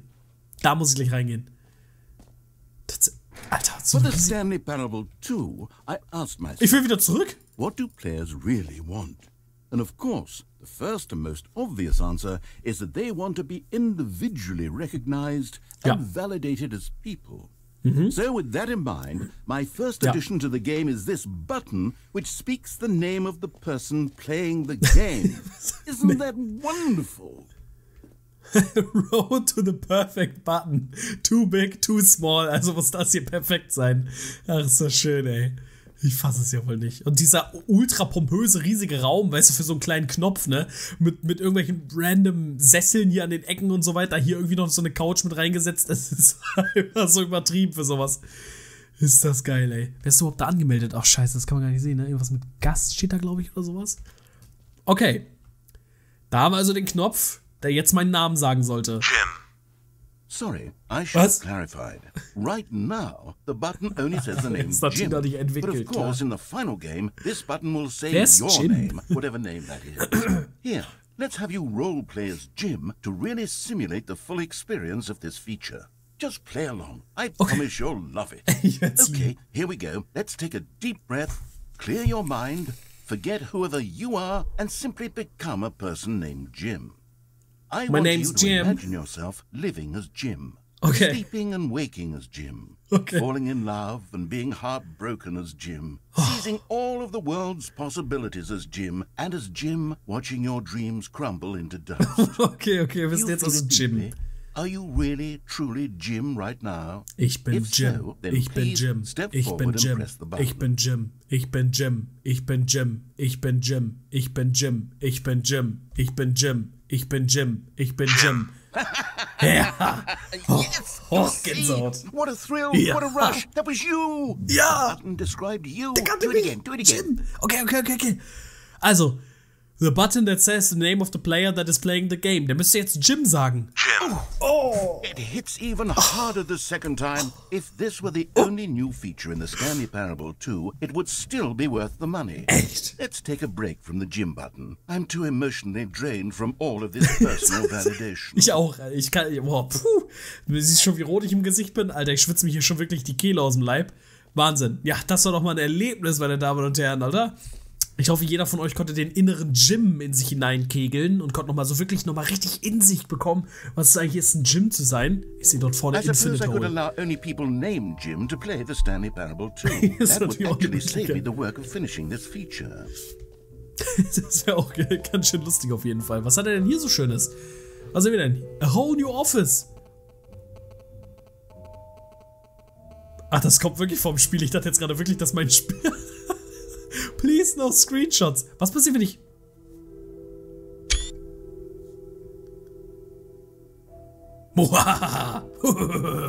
Rule Breaker. Please no Screenshots. Ja. Yeah. Mein Gott, Alter, was ist denn das hier bitte? Kann jemand sein Handy bitte mal ausschalten? Hier gibt's ein paar Störgeräusche. Consistent quality with just the right amount of change. Ja, new features, new content, new ideas. Und im Hintergrund... Achso, ich verstehe. Okay, touché, ich verstehe schon. Er hat hier sein Handy angelassen. Was haben wir hier? Unendliches Loch. Der Sprungkreis. Den kennen wir doch schon. Den Sprungkreis. Die Sache ist, da vorne ist halt eine Tür, durch die ich sehr gerne gehen wollen würde, ne? Ich habe so ein bisschen die Angst, wenn wir das nicht mal ausprobieren. Was ist das denn hier bitte? Epilogue? An epilogue would be fun, wouldn't it, Stanley? Yes, yes, it will go at the end of the, well, we'll figure that out later. Okay. Ist ja kein Problem, ne? Niemand hetzt dieses Spiel, okay? Oh, guck mal. Collectibles, eine riesige Stanley-Statue. Was ist denn hier? Einstellungen Weltmeister? Und hier können wir nochmal runtergehen, aber ich glaube, wir werden hier auch so reingekommen, ne? Jump Circle und so weiter. Ja, aber wir haben gar keine Sprünge mehr verbleiben. Nein! Let's bring the Jump Circle back for Stanley. Ey, lad das wieder auf hier! Well. It's oh, wait. You already spent all your jumps the first time we saw the Jump Circle? Ja. Oh, well.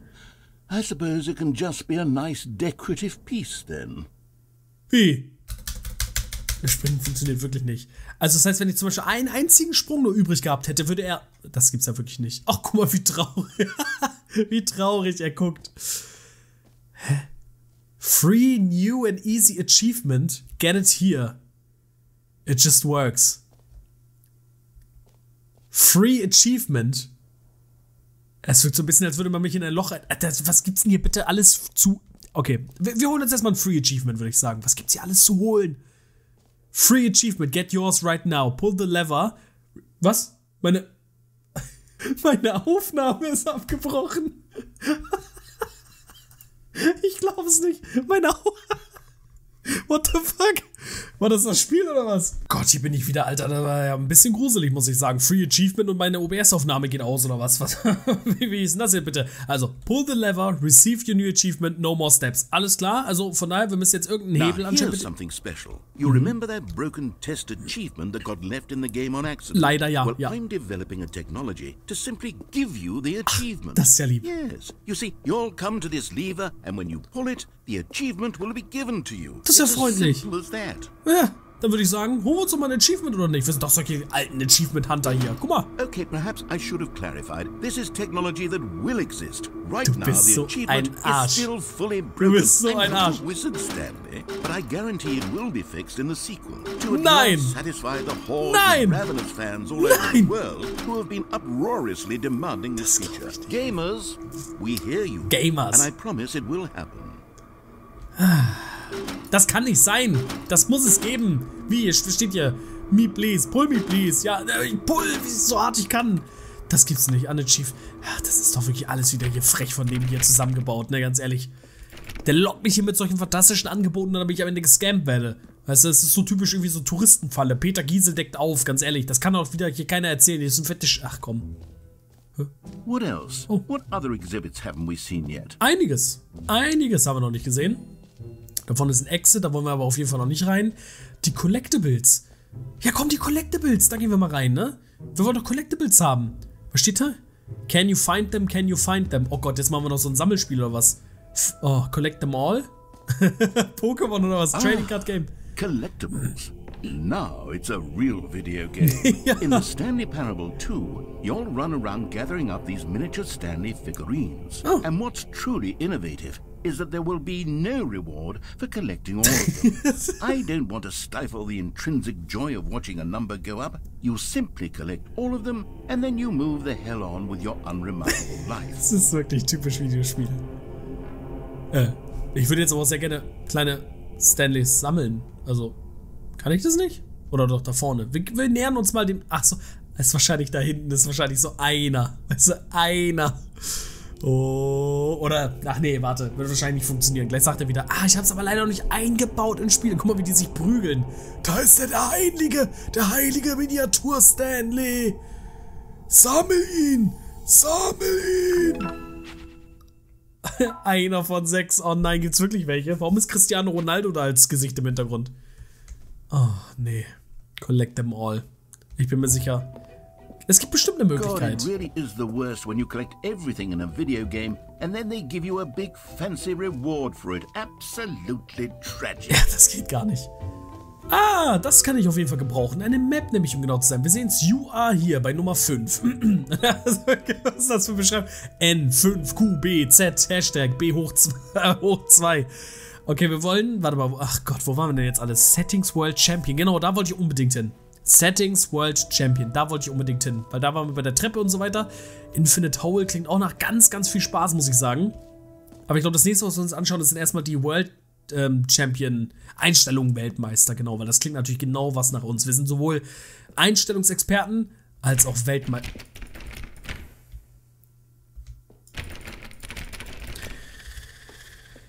Wie das Spiel uns subtil mitteilen möchte, dass wir doch keine Weltmeister sind, finde ich aber ein bisschen, also das ist ein bisschen unwürdig. Dann schauen wir uns halt eben, oh, warte mal. Please no screenshots. Okay, I'll be honest, I haven't yet decided on this one.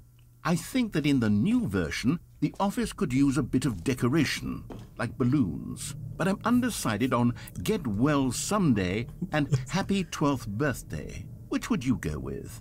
Oh. Ich glaube, Get Well Someday wird besser reinpassen als Happy 12th.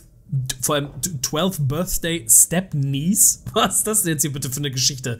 Also, Entschuldigung, ich dachte, ich spiele ein Spiel ab 0. Komm, Get Well Someday würde ich, glaube ich, eher nehmen. You know, sometimes when you solicit another person's opinion, it makes you realize that you knew which one you actually really wanted. So nämlich. Happy 12th Birthday Step Knees it is. Or actually, maybe I should have gone with... No, I've made my decision, we're moving on. Dankeschön.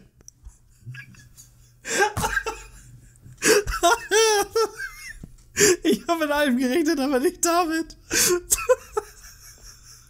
Leck mich. Leck mich. You've already made your choice. Du kannst Prove that you chose badly, but we all have to move on from our mistakes. Bitte am Arsch. Ich glaub's nicht. Ach du Scheiße, ey. Ach, dieses Spiel bringt mich jedes Mal außer Fassung. Ich glaub's ja wohl nicht, dass es funktioniert hat. Von da oben sind wir, glaube ich, gekommen, ne? Genau. Oder? Sind wir von da gekommen oder sind wir von hier gekommen? Nee, wir sind doch von da gekommen. Das ist doch jetzt geschlossen. Was ist das da oben bitte für eine Tür? Natürlich. The Reassurance Bucket. Mal gucken, wie wir jetzt hier aufs Korn genommen werden können vom Spiel. A common complaint of the Stanley Parable was that it was confusing and paradoxical. Okay. That it engendered a chaotic sense of reckless despair in those who played it. Well, I am happy to say that after much consideration, I've engineered a clever solution to this fundamental problem with the game. Bisher war alles clever und super. It's the Stanley Parable Reassurance Bucket. You see, Stanley, anytime you're holding the bucket, a sense of calm and ease will fill your mind and your heart. It's true. As long as you hold on to the bucket, the many disorienting contradictions of the Stanley Parable will feel perfectly normal and perhaps even comforting. You may even come to long for the gentle embrace of jarring cognitive dissonance while the bucket is in your arms. And Ganz sicher. It's a much more convenient solution for me than actually redesigning the game to be less uncomfortable. Can you imagine what a pain in the ass that would be? Natürlich, yes, natürlich. The bucket is the perfect solution. Come on, give it a try. Oh, das ist so ein großer, das ist ein kleiner Schritt für einen Menschen, aber ein großer für die Menschheit, weißt du? So, ich nehme jetzt einen Eimer in die Hand. Oh. Wie lacht der? Can you feel it? Ja, total. The glow of comfort, even in the face of crushing despair, must already be sweeping through your body. And in fact, can I say that I do believe the bucket lends you an air of charisma as well? I think that just holding it has made you the slightest bit more attractive as a person. Deine Worte sind auch ziemlich attraktiv. The benefits of the bucket seem to go on, don't they? All this and more awaits you in the Stanley Parable 2. Ich glaub's nicht. Ich kann Stanley Parable 2 spielen für einen Eimer. Ich glaube, das Spiel werde ich mir kaufen als Collectors Edition. Oh, ist das schön. Dürfen wir jetzt den Eimer behalten? Tatsächlich, wir dürfen jetzt mit dem Eimer durch die Gegend... Ah, ist das schön. Wir dürfen jetzt mit dem Eimer durch die Gegend laufen. Es hat schon was, ne? Es hat schon was von... Man fühlt sich nicht mehr so alleine. Does anyone give out awards for most enjoyable bucket in a video game? Ich glaube nicht. That really should be an award if it isn't already. Okay, wo waren wir denn jetzt noch nicht alles? Wir haben schon den Gym-Button hier gehabt. Wir sind dort durch die Tür gelaufen, um herauszufinden, dass es dort, naja, irgendwie nichts Neues gibt. So irgendwie so ein Common Theme hier. Wir haben die kleinen Screenshots hier schon durchgemacht mit den Ballons und so weiter. Ich glaube, es wird Zeit für uns. Dann, was haben wir hier sonst noch so? Sprungkreis. Unendliches Loch, genau, das war's. Unendliches Loch. Infinite Hole, it won't end. Hier reinzulaufen. Oh, das regt mich immer noch so extrem auf. Ne? Ich bin auch so ein oller Achievement Hunter, weißt du, und so teast man mich hier. Egal, das unendliche Löchlein, das schauen wir uns jetzt mal an hier. Time Death, was? Opening, the Rim, Surrounding Area. Oh, das ist natürlich, da ist sehr, sehr viel Gedankengut mit reingeflossen, ne? Um das Ganze zu designen, sieht man hier direkt. Ne, wir sehen ja auch schon Entrance into Infinity, ja, es braucht auf jeden Fall auch viel Arbeit, ganz klar. Fragezeichen. Es ist halt more. Es ist natürlich auch eine Entscheidung, die man halt auch lange, ne, nochmal durch den Magen führen lassen sollte, ne? Apropos durch den Magen führen, das ist natürlich auch ein ganz schönes Bild hier, was absolut nichts aussagt ist, aber wir schauen uns das Ganze mal an. Die Experience muss man ja selber machen. Stanley, oh nein, diesen Raum kenne ich doch. Truly fond of. It's never been done before in a video game. This is in fact a hole that you can fall down forever. That's right. Infinite falling. You can fall until the end of time if you like. A stunning leap forward for video games as a medium. Okay, wir können also so lange fallen, wie wir wollen. Nämlich so ein bisschen an diese Portal-Geschichten, wenn man so ein Portal über sich, unter sich gemacht hat und die ganze Zeit durchgeflogen ist. Man kann aber dort theoretisch entfliehen. Und ich glaube, hier fallen wir wirklich für die Ewigkeit. Aber wir haben einen Eimer an unserer Hand. Also wir sind nicht alleine, wenn wir hier reinfallen. Also, auf geht's! Und so fallen wir. One of my more ingenious concoctions, if I do say so. Aber es ist noch nicht fertig, wahrscheinlich. Since you've gotten to see the infinite hole, you can press the teleport button to pop back up to the top, and we can continue onward. G? Ne, ich falle erstmal noch lieber ein bisschen. Wir gucken mal, ob es hier ein Ende gibt. Now, I don't mean to be a bummer, but I do recommend you use the teleport button to go back to the top. Maybe do it on the sooner rather than later spectrum of things. Weil wir auf den Boden fallen werden? Oder wieso? Ich meine, bisher hat er immer davon gesprochen, hey, das ist noch nicht fertig. Also. I don't know quite how to say this tactfully, but it's possible that I slightly exaggerated the infinite nature of the hole. Is it a very, very deep hole? To be certain it is. It's an extremely deep hole. Dann warte ich. I don't want anyone to say that it isn't an astonishingly deep hole. It is. Is it infinite? Well, that sort of depends on your definition of infinity. From one perspective, the infinite is merely philosophical in nature. It's more of a... Okay, well, good for you. You found the bottom of the hole. Oh. You found me out, Stanley. Oh. I'm a liar and a cheat, and you're so clever. Look, I think the issue here is just that you're unusually fascinated by falling. What normal person actually wants to fall infinitely? I figured the hole was as deep as anyone would actually need. Don't you put this on me. Maybe you're the problem. Zigaretten, okay, alles klar. Things got a little heated there. I think we both said some things we didn't mean. Why don't we just Wir put beide. all this behind us and agree to just call the hole mostly infinite? If that works for you, then go ahead and press the teleport button to warp up to the top of the hole and we can move on. Ich glaube, das I'll müssen just wir be schon up fast. here when you're ready. Was für du wartest hier oben. Ja, ich glaube, das müssen wir sogar schon fast machen. Ich glaube, hier unten in unserer eigenen Lache hier unten zu sitzen, ne? In unseren eigenen Gedankengut und so ist nicht die beste Idee. Also ich drücke G. Wir gehen wieder lieber noch. Ja. Lieben gerne. Zeig mir, was du noch so alles drauf hast. Was du sonst noch so für absolut tolle Ideen halt eben in das Spiel reinbekommst. Weil bisher bist du natürlich absolut fruchtbar dafür gewesen, weswegen dieses Spiel überhaupt so ein Riesenerfolg ist, ja. Ich meine, diese ganzen Möglichkeiten, die er hier damit uns geboten hat, das ist natürlich, das kannst du mit keinem anderen Videospiel vergleichen, ne? Wer ist schon Minecraft, wer ist schon die Sims oder sowas, das kannst du ja alles gar nicht vergleichen, wenn du auch das hier haben kannst. Sowas haben wir jetzt noch nicht gesehen.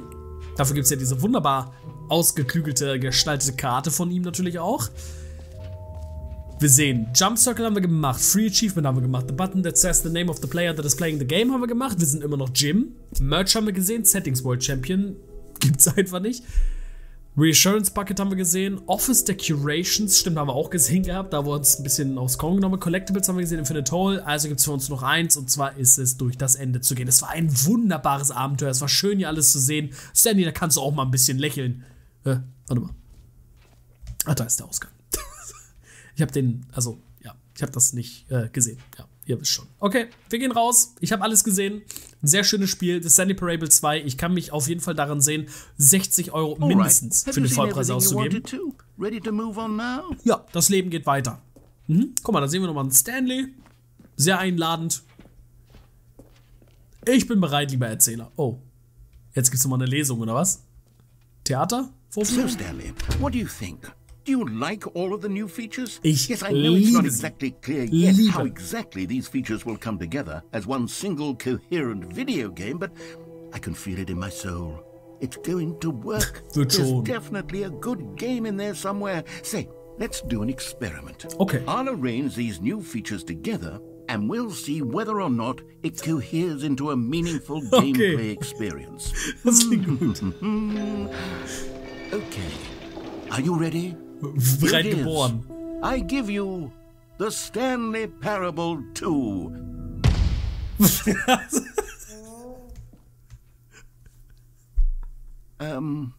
Well, I mean, there's potential here, right? It's sort of... Okay, never mind.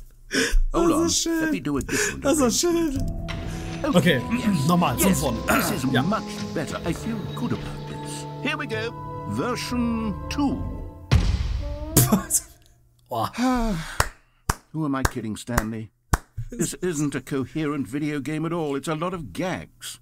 And I do very much enjoy creating gags, but they don't add up to anything.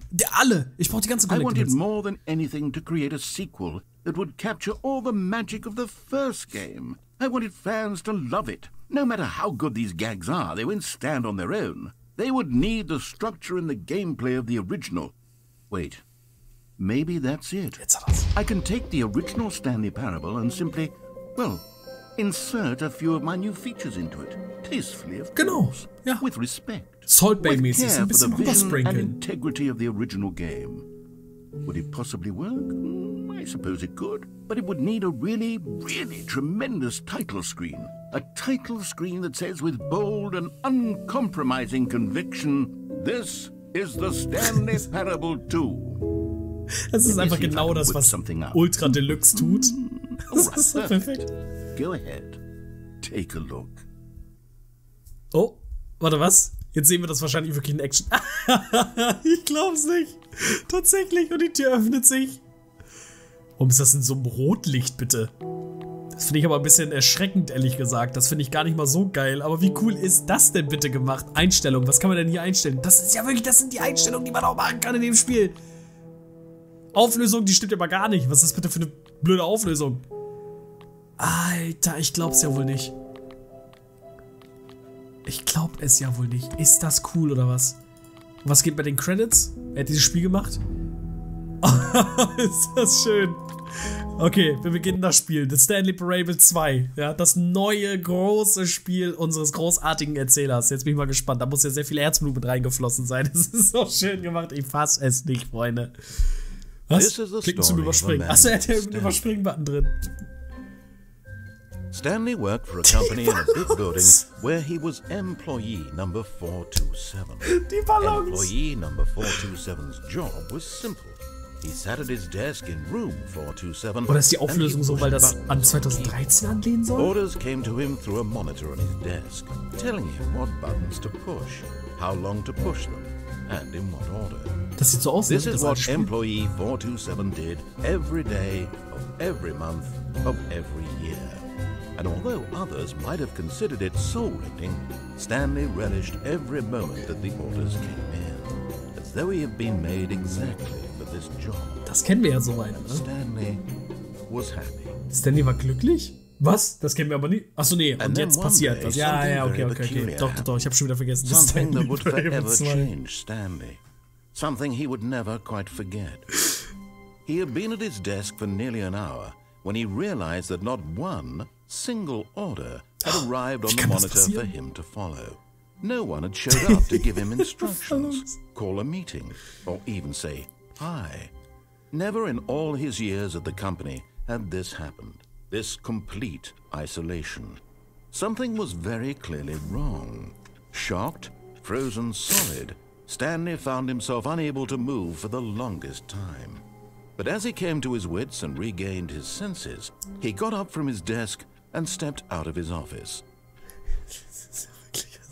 Ich bin geflasht. Ich bin wirklich total geflasht. Wie geil ist das bitte? What could it mean? Stanley decided to go to the meeting room. Perhaps he had simply missed the memo. Hä? Der Bucket. Der Bucket. Dich muss ich mitnehmen. Ich brauche es. Ja.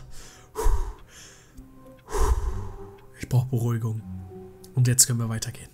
Ist diese Tür jetzt hier zu? Tatsächlich, hier wäre New Content normalerweise gewesen. Ah, ist das schön. Ist das schön.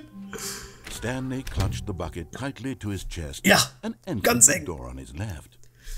Sollten wir jetzt noch links lang gehen? Oh, das ist jetzt ja übelst krass. Stell dir mal vor, wir spielen das gesamte Spiel nochmal neu, damit ich nur... Oh, welche Tür nehme ich denn jetzt? Wir sind hierher gekommen. Was? Ja, der Eimer war das. Der Eimer sagte, geh zum Employing Lounge! Geh dorthin! Na, wir sind nur hierher gekommen, weil wir nach rechts gegangen sind, also... Had the bucket turned out to be correct? Was this better than the meeting room? Ja. Yes, Stanley thought to himself. Ja. Perhaps it truly was. Und wie? How insightful the bucket turned out to be. Ja, dieser Eimer hat recht. Hier will ich sein. No, never mind. The bucket was wrong. Stanley took the door on his left to go back to the meeting room. Ganz sicherlich nicht. Der Eimer sagt, ich soll hier lang gehen. No, said the bucket. Don't go to the meeting room. Go somewhere else. The cargo lift, yes. Go there. Go to the cargo lift. Okay. Good, said the bucket. Now ride the lift all the way to the top. There's something up there I need you to do. Ja. Stanley did not question why or how this bucket was speaking to him. It should have alarmed him, of course, because buckets can't talk. But Stanley chose not to think about this obvious fact. He was firmly convinced that the bucket had spoken to him, and he unthinkingly did whatever Was ist, wenn wir the jetzt hier bucket runterspringen und... Ah Gott, Alter, ich möchte das eigentlich auch machen, aber so viel Zeit haben wir ja gar nicht. Wie viel Content gibt's denn hier bitte? Man könnte hier auch runterspringen und woanders lang gehen, ne? Oh Gott, Alter. In here, said the bucket. Go into this dark room over here. Stanley once again obeyed blindly. Ist das geil. Junge, ich krieg schon Tränen langsam in den Augen. Und jetzt hier gleich wieder das Telefon. Und wir können hinten wieder rausziehen. Now pick up the phone, said the bucket. Pick up the phone and it will take us back home, where we can go about life together. Ich glaube, der Erzähler versucht hier aber eher so zu tun, damit er uns wieder auf den richtigen Weg leitet, aber ihr wisst ganz genau, was ich tue. Hold on. Why did you unplug the phone? Ihr wisst ganz genau, dass ich das mache. Were you trying to resist the bucket's orders? Stanley, I was joking. Obviously, the bucket isn't talking to you and telling you to do things. Buckets can't talk. It was a joke. Don't you get the joke? It's funny, Stanley. A talking bucket. Ist lustig. Can't you see? Oh, goodness. I must have really bungled up the delivery if you actually took me seriously. Where did I mess up the joke? Should I have paused for longer or spoken quicker? Nein. Comedic timing is so difficult. Bitte nicht. I wish I were better. Ich brauche den Überspringen-Knopf. But there isn't exactly an instructional video on comedy that one can watch to fully... Oh wait, yes there is. Nein, als ob. Nein. Right here. Nein, hör auf. Nein. Nein, nein, nein. Wie? Was? What is comedic timing? What is comedic timing? How does it work? How long should it last? Spiel ist ein Meisterwerk. How can it be used to effectively silence your political enemies? And more importantly, can it be taught in its entirety within 90 seconds? Thankfully, the answer to all of these questions is yes. Immer. Let's dive deeper. If you've ever told a joke or made someone laugh, in all likelihood, you did it while standing 50 to 80 centimeters from them in a room of no more than 76 degrees Fahrenheit with one of your arms raised straight upward at a 15-degree angle from your body. These are the optimal conditions for good comedic timing. To begin the joke, start by stating and spelling your name. Next, provide a brief synopsis of the joke, including the specific times at which the recipient of the joke will laugh, and then spell out your name a second time. With these steps complete, it's time to begin the humor. Speak the entire joke in no more than 18 seconds and no less than 13 and a half, pausing only for bathroom breaks when necessary. When the joke has concluded, it is customary to inform your listener that the joke is over by declaring in your loudest possible voice, "I'm Dunny with the funny." Let's practice screaming, "I'm Dunny with the funny" now. I'm Dunny with the funny. Good. This saying is a perfect example of expectations management, which is the cornerstone of good comedy. Finally, it's time to hand out surveys. Collecting hard data from your audience on how rapt they were throughout the joke is the only way to grow or learn as a comedian. An effective survey should be no less than 10 pages long and should include the same question reprinted several times, just to ensure the survey taker is actually paying attention and not simply filling in answers at random. Das ist smart. And that's all there is.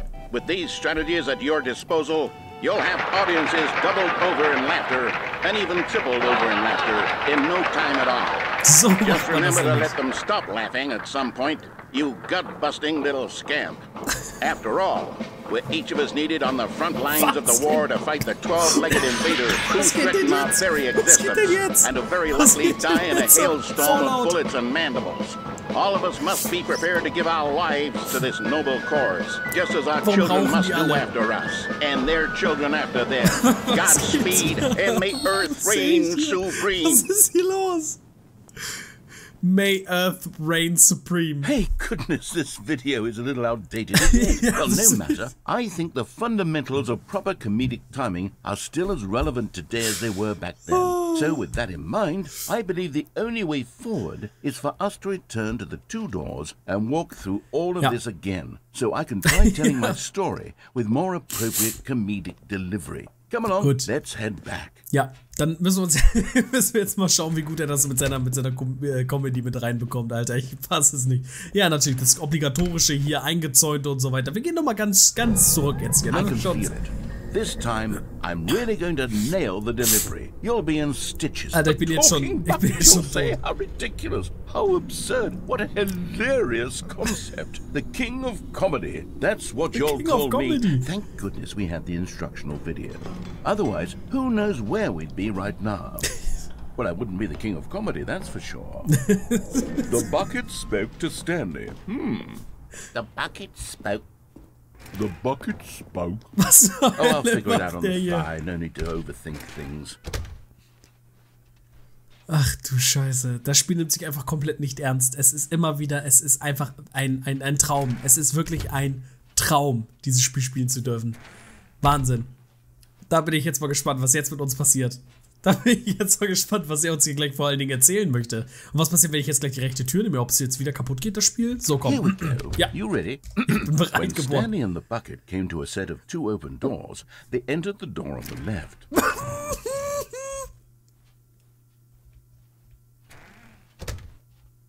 Warum ist hier eine... Warum? Was ist das denn jetzt? What? We're back at the phone already? No, what's going on? There were supposed to be several rooms leading up to this. There was supposed to be a build-up to this point. A dramatic display of remarkable comedic wit which culminates in this scene with the phone. Now the timing's completely off. The joke will never land. Nein, das Spiel hat seinen Witz zerstört. And Das it's glaube all ich my nicht. fault. I must have forgotten that the phone room comes immediately after the two Ja, natürlich, welch Frevel, dass er daran nicht gedacht hat, ne? I've made a fool of myself. I don't deserve the title of King of Comedy. I'm nothing. I'm not even the lowliest joke-telling whelp. Oh, jetzt ist er wieder in seiner Depression verfallen. Mein Gott, das ist wirklich tägliches Moment. Was? Nee, bitte nicht. Nein, ich will mir das nicht nochmal anschauen. Bitte nicht. Nein, nicht nochmal. Here we go. You ready? When Stanley and the bucket came to a set of two open doors, they entered the door on the left.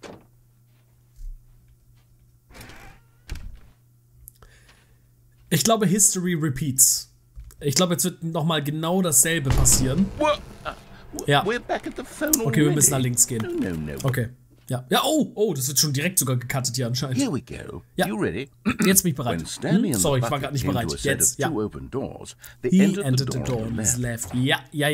Gut, jetzt habe ich's drauf. Ja, die Anweisung. Was? You were supposed to go through the door on the right, leading back to the phone. Aber das haben wir doch gerade eben schon gemacht. Das hat nicht funktioniert. Instructional video. I think this is all covered very clearly. Ja, aber There's no way I can make the comedic timing work now. It's done. The joke is completely done and over. It's all your fault, Stanley. Entschuldigung. I'm going to be ridiculed in the community of other joke writers. I'm going to be shamed at every one of our meetings from now on. All because you couldn't watch a simple video and take a hint. Are you proud of yourself for bringing me down, Stanley? Ja. Was? Ich bin sehr stolz. Stanley, Oh nein! Er trägt nicht mal einen Eimer. Er hält nicht mal einen Eimer in der Hand. Nee, der hat nicht mal einen Eimer. Let me try that again, Stanley. I heard that you are pale with shame over how unabashedly in love with a lust you are. No? Do not. Is it the delivery? Pale with shame. Pale with shame. Pale. What's another word to describe a bucket? Stanley, this bucket is so metal. I think I saw it playing guitar. No. Was? No. We're getting away from making fun of Stanley's obsession with the bucket, which was the whole point of this. I'm no good at these jokes. I need more instructional videos. Bitte nicht für mich. Aber nicht für mich. The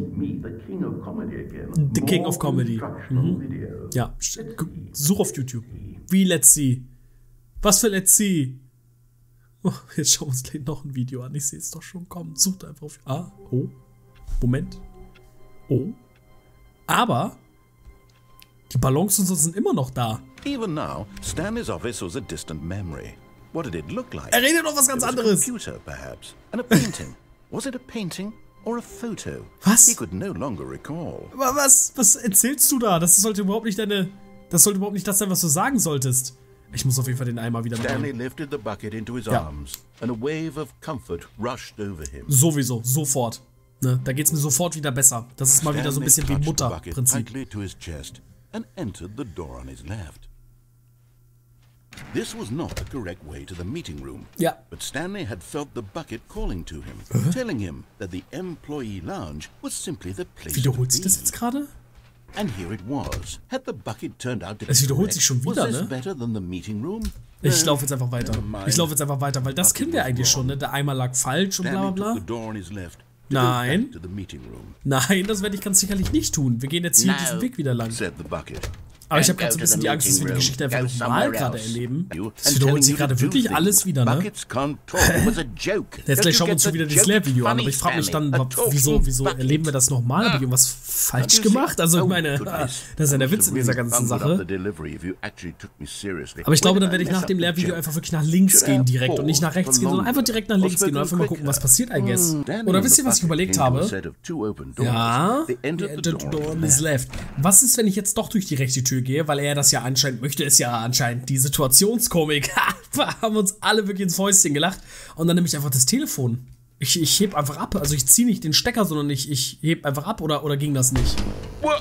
Nein, das ging nicht. Oh, nee. Jetzt fühle ich mich wieder ein Idiot. Oh, nein. Oh, ich weiß das halt nicht mehr. Ich wusste das nicht mehr. Scheiße. Und wenn wir jetzt doch die linke Tür nehmen? Ah, ja, dann kommen wir wieder. Was soll ich denn anders machen? Scheiße.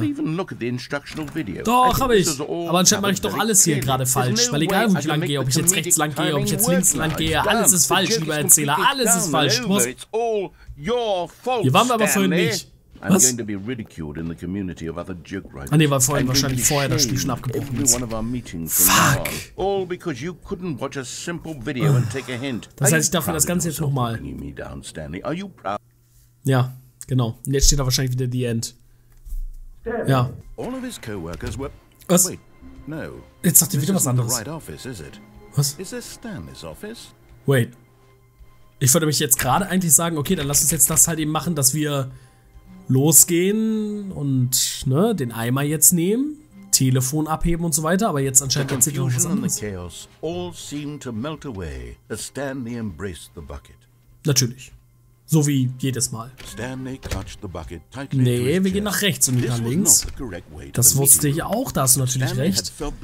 Ändert sich das jetzt jedes Mal, wenn ich The End irgendwie erlebe oder so? Ich bin sehr verwirrt, weil die Sache ist, es gibt halt so viel zu erleben und es gibt halt so viel, was man jetzt noch sehen könnte und hast nicht gesehen. Aber ich meine, ich nehme dann schon fast seit 2 Stunden, also ich nehme sowieso schon seit über 2 Stunden auf, aber die Episode wird dann über 2 Stunden lang sein. Und das wird es doch keiner geben. Da wird es doch keiner geben. Was ist denn, wenn ich hier einfach runterfalle und zu meinem Tod stürze? Nee, das will ich, glaube ich, lieber nicht ausprobieren. Ich glaube, ich nehme jetzt einfach mal vom Hörer ab. Wir gucken mal, was passiert, wenn ich jetzt einfach mal das Telefon abnehme. Und ich dann anscheinend meine große Liebe, meine Frau in Empfang nehmen darf mit einem Eimer in der Hand. Mal gucken, was passiert. Der Eimer kann sich auch mit mir unterhalten. Da bin ich mir auch wirklich zu 100% sicher, dass es der Eimer war. Können wir vielleicht hier so Speedrun-mäßig ein bisschen schneller uns von dann, ja, bewegen, tatsächlich, um bis jetzt zu warten? Go into this dark room over here. Stanley once again obeyed blindly. Ja. Natürlich, so wie jedes Mal. Und jetzt gehen wir hier rein und werden einfach das Telefon abnehmen. Now pick up the phone. Okay. Erstmal blind werden. Danke, Spiel. Nicht nur blind vertrauen, sondern blind werden. This is the sad story of a man named Stanley and his bucket. Was? Once upon a time, I gave Stanley a bucket because I thought he was lonely and could use a friend.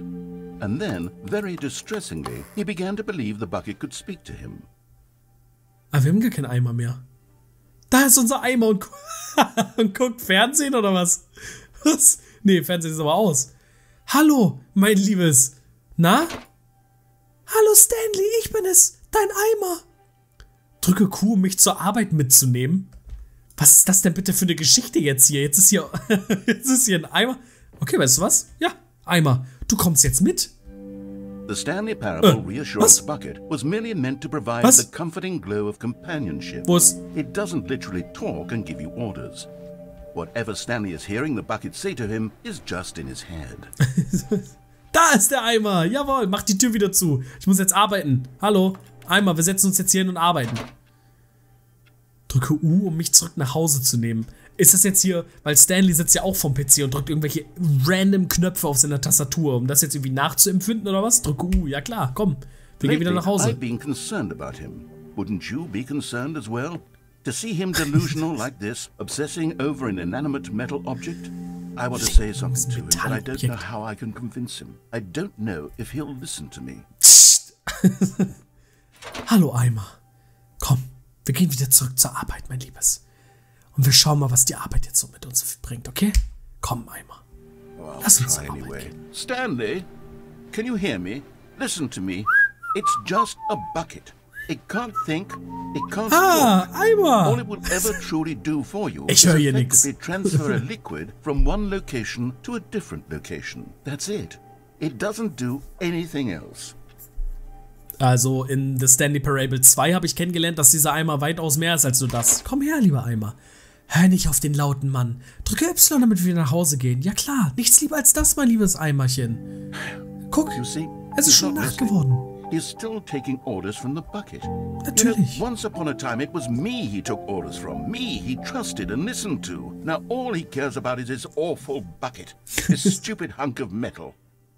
Das Traurige daran ist, die ganzen Anweisungen, die uns der Erzähler gegeben hat, die haben wir einfach konstant ignoriert, gar nicht irgendwie eingenommen, das Ganze. Aber jetzt, wo wir den Eimer haben, machen wir natürlich alles, was der Eimer sagt. Komm, liebes Eimerchen, was hast du jetzt? Drücke J, um alle in deinem Leben außer mir zu ignorieren. Natürlich, mein Eimer. Nur du und ich. It's sad. I suppose he doesn't need me anymore. Nein. From now on, he's just going to cling to this bucket, this cold, empty bucket, this Musik sort of shiny bucket. Musik. Well, I'll give it this. The bucket does have a nice shine to it. Ja, oder? Oder? Muss man wirklich sagen. Du hältst mich für real, oder Stanley? Ja, der Eimer ist real. Der Eimer. Ich wusste es. Er ist real. Yes, I suppose on closer inspection that it doesn't quite look like your average hardware store bucket. It's just a little more, what am I trying to say? Naja, sturdier, menschlicher. More capable of transporting liquid. Realer. Like it would be better at moving an amount of water from one room to another. Das auch, aber das macht ihn natürlich nicht unmenschlicher. Drücke er, um denselben Tag mit mir wieder und wieder zu erleben. Nichts lieber als das, mein Lieber. Oh my God, what am I saying? Better at carrying water from room to room. It's a bucket. It's literally just a bucket. Why do I feel some need to point out the ways in which it's so much more than just a regular bucket? Nun, er ist halt für mich mehr als nur das. Drücke ich um nach Hause und zur Arbeit und nach Hause und zur Arbeit und nach Hause zu gehen. Alter, wir können schon direkt mal unterschiedliche Schichten mit ihm mit einem Klick schon durcherleben. Nichts lieber als das. Oh no. A candlelight. I'm having feelings. Was? For the bucket. Ja. No. What's going on? Why do I want to be with the bucket? Hear what the bucket has to say. Do anything it asks. What's wrong with me? I don't understand. Perhaps if I had the bucket, this would be less confusing. Oh. Yes.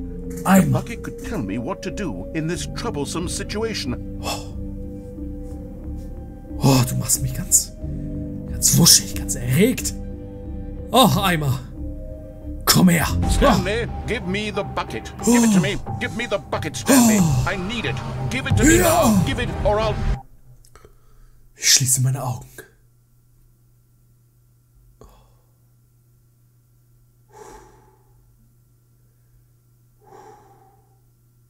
Geht zurück zur Arbeit, Stanley, stand da gerade. Habe ich das gerade noch richtig gesehen? Was soll das denn bitte bedeuten? Der Eimer und ich. Wir werden uns niemals verlieren. Wo ist mein Eimer? Wo ist mein Eimer? Wo ist mein Eimer? Was? What could it mean? Was? Wo ist der Eimer? Stanley decided to go to the meeting room. Perhaps he had simply missed a memo. Warmth spread through Stanley's arms. With the bucket in his arms again, he was home. Ja. Ich fühle mich wie zu Hause.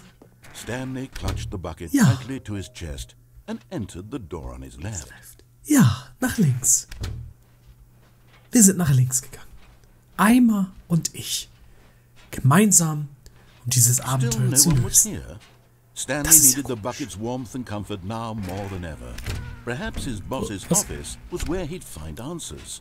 Da bin ich mir sicher. Coming to a staircase, Stanley and the bucket walked upstairs to the boss's office. Ach, was ein schönes Abenteuer wir hier gemeinsam erleben, oder, lieber Eimer? Ist das nicht schön, oder was? Oh, das kenne ich hier schon alles, Eimer. Jetzt siehst du das auch mal zum ersten Mal.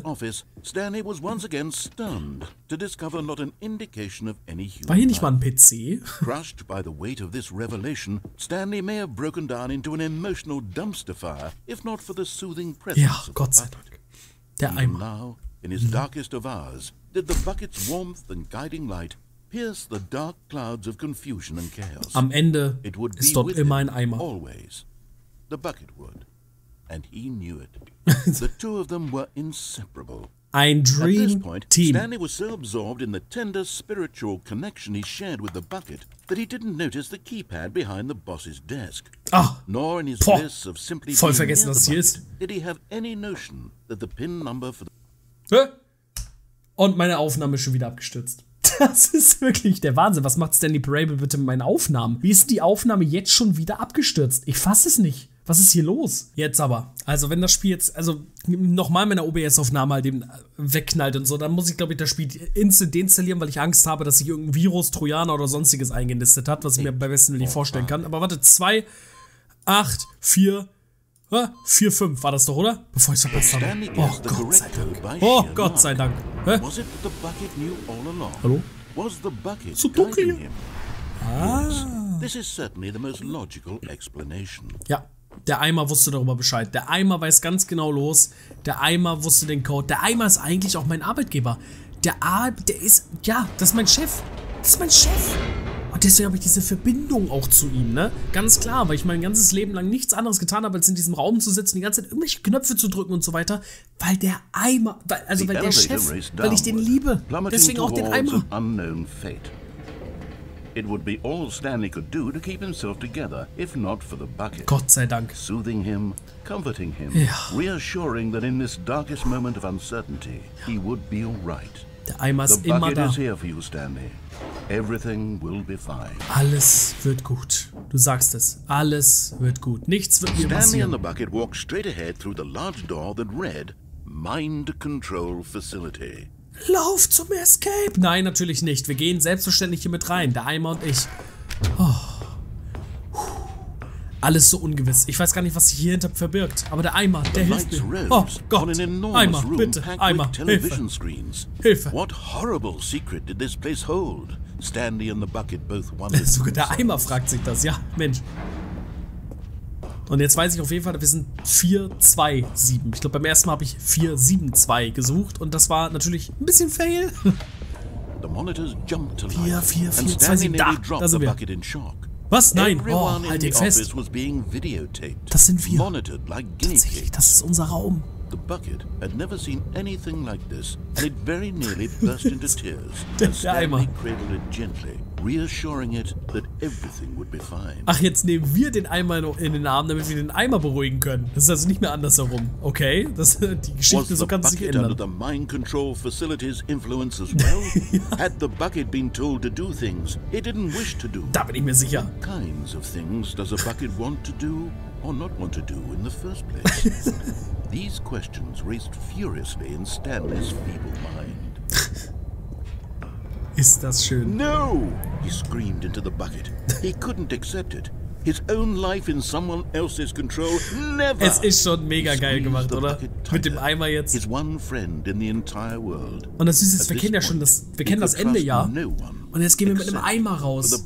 Das ist doch super süß, oder nicht? Anstatt dass wir alleine in die Freiheit ausgesetzt werden, haben wir jetzt jemanden, der uns in den Arm nehmen kann, den wir in den Arm nehmen können. The heart of the operation. Ja. Controls labeled with emotions, happy or sad Genau. or content. Walking, eating, working, all of it monitored and commanded from this very place. Tatsächlich. And as the cold Ist das da reality of oben? his past began to sink in, Stanley decided that this machinery would never again exert its terrible power over another human life. For Niemals. he and the bucket would dismantle the controls for good. Auf Two geht's. best friends, Stanley and the bucket, up against the world. Up against They the world. high-fived in a really cool way, Ha! and the bucket Komm made her. a sassy Ja. comment about taking down the system. Oh, ist das schön. Wir schalten das selbstverständlich aus. Und haben damit eigentlich perfekt dieses Spiel gezeigt. Sogar mit einem Eimer gemeinsam. Damit müsste es vollendet sein. Stanley and the bucket waited in blackness. Was it over? Oh, Yes, da ist they es. had done it. Stanley and the bucket had defeated their Wir haben's greatest and geschafft. darkest enemy. Wir Freed haben es themselves from the geschafft. tyrannical grip of the evil mind control machine. Freedom was now mere moments away. Gott sei Dank. Excitedly, the two of them began to discuss the kind of life they wanted to live once they stepped through this Können wir auch massive door. Kinder? The bucket wanted to learn to roller skate. Rollschuh Stanley wanted to fahren. sneeze in every country on earth. Niesen. Both of them wanted to begin watching a movie, any movie, but then stop it halfway through and begin watching it in reverse from the end. True, it was a simple life they envisioned, but it was one they'd lived together. Das ist With es. one another to lean on, to trust, to support. Hä? Nee. Was? Wait, what was happening? Why had the door stopped? Nein. Was Stanley and the bucket not about to be freed? Das Spiel An ist so. unbearable silence filled the room, Spiel ist so lingering in uncertainty, until finally the truth hit Stanley square in the face. This building did not want the bucket to leave. Even the facility itself recognized the incredible calming presence of the bucket, needed the soothing warmth of the bucket. Would go to any So lengths dumm. not to part with the Es bucket. ist so dumm. No. Stanley can't leave this place. Not while he has such a precious bucket in his arms. Not while this building has anything to say about it. Stanley realized he would never again leave this very room. Niemals. But at least he has the bucket. Richtig. To be trapped Ne? eternally Alles, was in ich brauche darkness in meinem isn't Leben. really so bad, Stanley thought to himself. As long as I have my bucket with me, right? I'll be okay, won't I? Ja. Stanley gulped. Very soon now, Ohne he was Essen. about to Ohne find out. Trinken. Ohne Arbeit, Alter. Kann man sich gar nicht vorstellen. Und so sitzen wir anscheinend. The end is never the end, ne? Anscheinend. Ja. Bei uns vielleicht dann doch das Ende geworden. Und so sind wir wieder hier. Aber, meine Damen und Herren, ich würde sagen, das war's mit dieser absoluten Ober-XXL Superfolge The Stanley Parable. Ich hoffe, euch hat das Ganze gefallen und ich hoffe natürlich auch, dass ich euch dieses Spiel sehr schmackhaft machen konnte, weil dieses Spiel ist eine Masterclass. Es ist wirklich ein perfekt geiles Spiel. Ich kann es jedem von euch wirklich nur empfehlen, dieses Spiel zu kaufen, zu unterstützen, dieses Spiel zu spielen und ihr müsst das einfach selber mal erlebt haben. So viele Enden wie das Spiel hat, das könnt ihr euch beim besten Willen nicht vorstellen. Erlebt sie selber. Und wie gesagt, ich hoffe, ich konnte euch damit auf jeden Fall etwas bereichern in der Kulinarik, die diese Spielewelt ja so vor sich hat. Meine Damen und Herren, wenn euch das Ganze gefallen hat, Däumchen, ein Träumchen. Wir sehen uns im nächsten Video wieder. Bis dahin, tschüss, tschüss und macht's gut. Kommt gut heim.